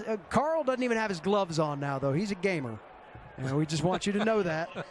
So on behalf of all of those folks, to you, and on behalf of Avery and I, to this fine crew, it's been a pleasure working with all of you to bring these games here from Kidd Brewer Stadium this year. And as we close down these final 10 minutes, think about the way that you're watching this game, and these are the folks that bring it to you. These guys are true professionals. They're good at what they do. Georgia Southern not done yet. Logan Wright still can't be brought down by one person. That was about as good a pop as you could get right there from Ronald Clark. And all it could do is push Logan Wright out of bounds. I mean, he's a beast. I mean, he runs hard. And, again, you know, flip it to him. He's running the option. The guy that's a defenseless player in some games. But it's like he couldn't get the kill shot on him because he's so big, you know. If they made a bobblehead of Logan Wright, it'd never move. That is one tough guy, and he's done it all day today. Sigelski crushed from behind the line of scrimmage. Well, tell you what, the Mountaineers may have gotten one back right there if you couldn't get the push out of bounds. Nick Hampton comes and says, well, at least I'm going to make this difficult the other way. The pass falls incomplete, but Sigelski will remember that hit from Nick Hampton. Dale Jones does an outstanding job of just dialing up the blitzes. Again, you know they're coming. You just don't know which linebacker will blitz. And they're all very effective when they blitz and cause a lot of havoc when they get in the backfield. 4th down and 6 from right around midfield. Under 9 minutes to go. Sigelski with some heat coming on him again, and he goes down. Hampton got him again. And a host of others as the Mountaineers dancing their way to the title game next week in Lafayette. I'm telling you, Hampton, Cobb, McLeod, I mean, you just named the linebacker. Insert, and they will seek and destroy. They just play well together, and they have fun playing. And, again, you can't say enough about the defensive line of Appalachian because, again, Jordan Earl, who's a 6'2", 295-pound nose guard, Caleb Sperlin, Hainsky Payant whenever he's in, Demetrius Taylor and Tommy Dawkins whenever he's in, they do a good job of soaking up blocks to allow those linebackers to roam and make plays. So just good job by the first level and second level of ASU's defense. There goes Datrick Harrington across the 40-yard line down to the 36, picks up 4, almost 5 yards on first down. Harrington, another one of those seniors, 4 career 100-yard rushing games. Ultimate team guy. Sean Clark said he wanted to come back and just finish it right. He got across the goal line last week. Frank Ponce said that running back room was sky high at the beginning of the week, just seeing him get back in the end zone. Pass over on the sideline. Virgil, who had the big kick return earlier, he's inside the 25-yard line on the catch. Darrell Baker on the tackle, first down for App State. Darrell Baker, another one of those names in this rivalry. He had the 20-yard interception against App in 2018 that really started the snowball effect against the Mountaineers. It was Baker's pick that got Georgia Southern loose, and they would end up rolling in that contest. Part of the first of 2 straight wins in the series for the Eagles. Baker's battled a lot of injury problems just to get back here. Said he had a contusion on his arm that was a hematoma actually on his arm. Said it was one of the most painful things he's ever gone through, but he was going to work, claw, scratch, find a way to get back and support his club going through these last few weeks. So those are the guys that make you soak up a rivalry like this because of what they do to get into this game. And it could easily have been for Baker and others to say, this throwaway season, got a coaching change, I'm just going to cash it in. Not for App State, Georgia Southern, you don't. Rice on second down and long. Looking for the corner. He's got a man there, but threw it out of bounds. A little bit behind Christian Wells. Sophomore here on Super Senior Night. Trying to get into the passing action. Brings up third down. I tell you what, when you think about this Appalachian wide receiving core as they head into the future's bright. That ball was not catchable, but Christian's a competitor. He wanted to make a catch there. You see him get a little frustrated. But Wells, Horn, Davis, you just go on down the list. A.J. Hall, you go on down the list. They've got players.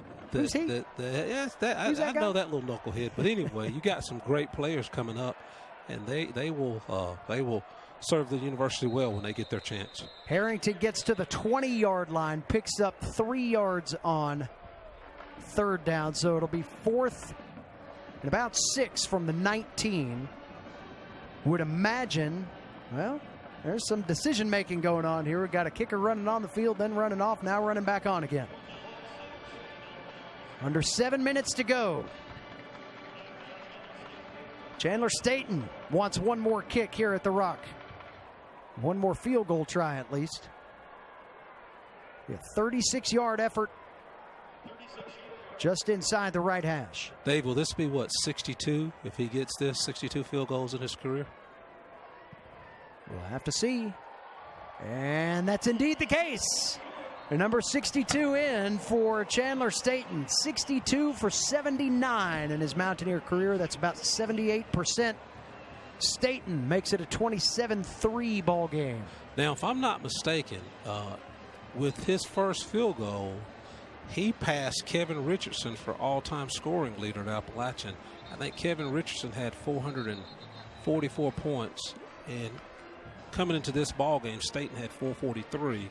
So that makes him the all-time scoring leader in ASU history. Is that correct, DJ? That sounds about right. I wish we had Kevin Richardson by telephone right now to just tell him, hey man, your record just got broken by a kicker. Hey, listen, come on. He's a good one though. He's a good kicker, and records are made to be broken. But again, that's still impressive. And I being from Gainesville, Georgia, I have to give him a big shout out, Chandler Staten, and say go Big Red, since he's a Gainesville, Georgia kid. That is my hometown. You guys do have the secret handshake. It's about 5 minutes long when you guys give the Gainesville Big Red handshake. That's a shameless plug for the Red Elephants out of Gainesville, Georgia. But I'm not scared. Hughes to kick it away.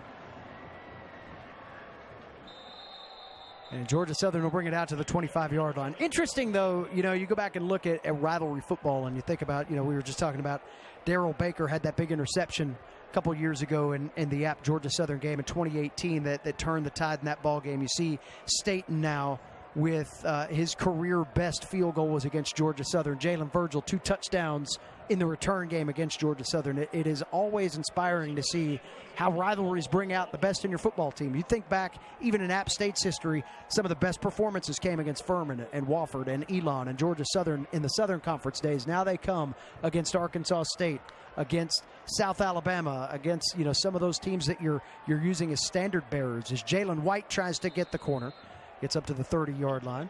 And DJ, that's why I said earlier, and I was being sincere, rivalry games, rivalry football games, that's the lifeblood of college football. I mean, you think about Georgia, Georgia Tech, Florida, Florida State, Miami, Florida State, Ohio State, Michigan. I mean, Iowa, Nebraska. You just go on around. Auburn, Alabama. That's why people get excited about college football. Michigan State. And so a game like this is why people get excited, and people are excited to continue watching college football each and every year. Jalen White with a full head of steam will move the sticks for another first down. Georgia Southern with 181 yards of total offense on this afternoon. And White has been a big part of the ground attack. Came in averaging about 31 a game.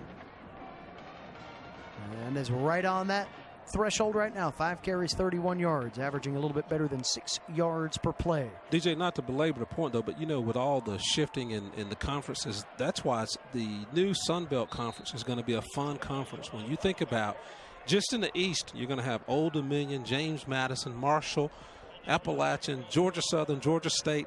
That's going to be fun to watch. That's going to be a fun division to watch. And then with Troy moving to the west, Southern Mississippi coming in, it'll just make geographically for some good football games, even on the west side.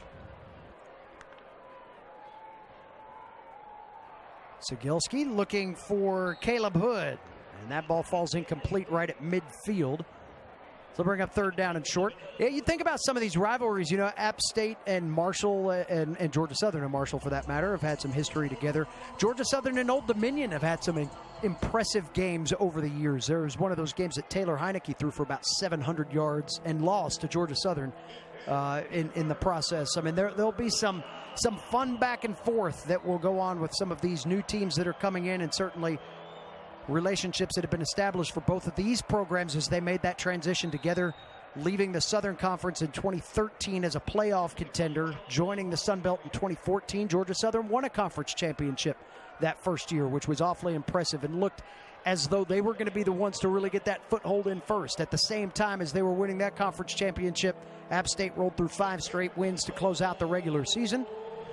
And there you go. Got a fourth down play coming up here for the Eagles, trying to prolong this drive with 4:20 and rolling here in this fourth quarter. Statement opportunity for App State to stop it right here. Cegelski with the give, and that's not going anywhere. Ball game at the Rock. Black Saturday 21 belongs to the black and gold. You talk about Black Saturday, you talk about Appalachian. You just mentioned Georgia Southern winning the Sun Belt Conference title in 2014.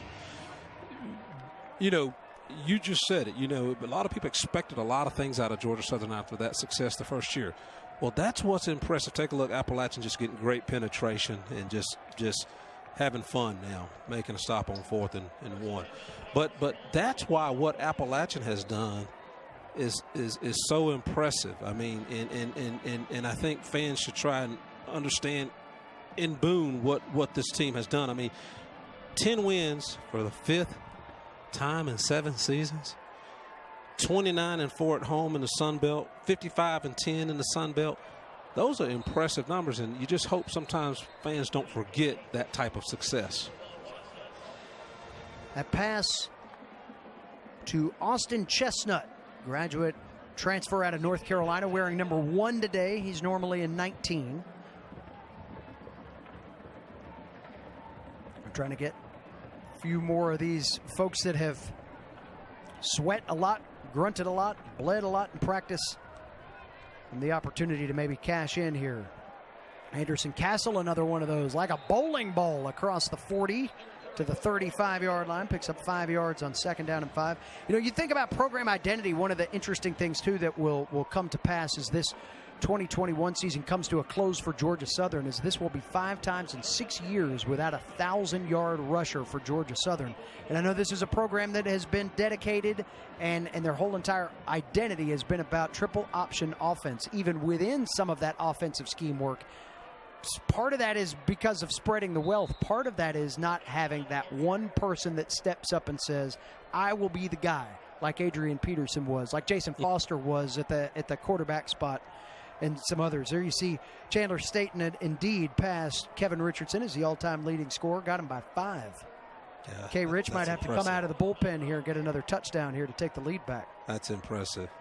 Well, and I mean, you think about it, Adrian Peterson, I mean, he's the best that I think this country or football has seen. I'm going to say all of football. I mean, that guy rushed for 6,559 yards. You know what I heard last night at the team hotel? He's on the trip. He's actually here in Boone, where he saw his big 100-yard streak come to an end. Remember, in 2001, Dale Jones said that was his favorite memory of the App Georgia Southern rivalry from the FCS days. Funny thing was, App still lost that game. But Adrian Peterson got the 100-yard streak broken. J.R. Revere ended up winning the game for the Eagles. But the funny thing was last night, as Adrian Peterson was holding court at the Best Western up in Banner Elk, where Georgia Southern stays when they come to town. They have a big fireplace in there, and Danny Reed, longtime radio voice of Georgia Southern, told me that Adrian Peterson was sitting at that fireplace last night, had about 20 guys around him. No phones, nobody doing anything other than paying attention to the man telling stories. And he was telling old rivalry stories and all kinds of things like that, and it's just impressive to know that it means something to him. He's a member of the administration now with Georgia Southern and part of the football brain trust that will move this program forward, no doubt. Jacob Huseman in at the quarterback spot. He gives to Anderson Castle, and gives us a chance to talk about Jacob Huseman here for a moment. Another super senior, came off the couch to come back to App State. He had thought about maybe going into the private sector, getting one of those jobs like Avery Hall's got up in a big tower somewhere making all the money, and he said, you know what, I got one more time to play football. I'm going to go do it. So he came back, and I remember Sean Clark saying that he felt so good to put his head on the pillow at night knowing he had a backup quarterback who had time on the field, and how important that was to ASU's development moving forward. Well, it tells me he's smart by not doing what I do, so on the front end. But, again, good for him, because you only live once, and you only get a chance to play organized football for a short amount of time. And it's a special game. This is a special – Appalachian's a special place. And just by virtue of 14 guys, 14 super seniors, and listen, I enjoy the identity, the culture, going to school here, getting a great education. I want to be here. That says a lot. But kudos for Jacob Huseman, putting aside immediate gratification, go make some money, start his career, to come back and play a great game. See Sean Clark watching this final minute tick off here. And Jacob's sister Ashley got married earlier this year. Congratulations to her back in November. Ashley and Nick Ashton. Probably here watching Jacob's last game here at the Rock. Castle fighting off tacklers. A little spin move there inside the 10-yard line. Anderson Castle, part of the future of this program moving forward. Sophomore out of right here in Boone, Watauga High. His father, Todd, bailed us out of a lot of technical jams back in the day. He's a hard-running football player. And, again, good light on his feet, good spin move to try and get a few more yards. He's a good football player. And that'll do it. Anderson Castle will carry the final ball of the year at the Rock, and App State will end with a perfect record at home. 27-3 over their arch rivals in Georgia Southern for the 10th win of this 2021 season. 5th time in 7 years. App State heading to the Sun Belt Championship game next week, presented by Hercules Tires. 3:30 Eastern kickoff against the 23rd ranked Louisiana Ragin' Cajuns. Avery Hall, your final thoughts on another version of Black Saturday, another version of rivalry time against Georgia Southern. Good football game, unusual football game relative to the lack of offensive proficiency by both teams, but it was a hard-nosed, physical, blue-collar type football game. Fans were into it. The players had a good time. Just a good football game. App State ended up with 329 yards of total offense in this 27-3 victory. Held Georgia Southern to 194. And again, All smiles here at Kid Brewer Stadium. Always great to get these two back together again. And App State wins it over Georgia Southern 27-3. Today's ball game has been a presentation of ESPN. You can log on to the ESPN app, find the archive of this, and again, tune in to ESPN next week for that Sun Belt title game. For color analyst Avery Hall, Jerry Thomas, our producer, I'm David Jackson saying thank you so much.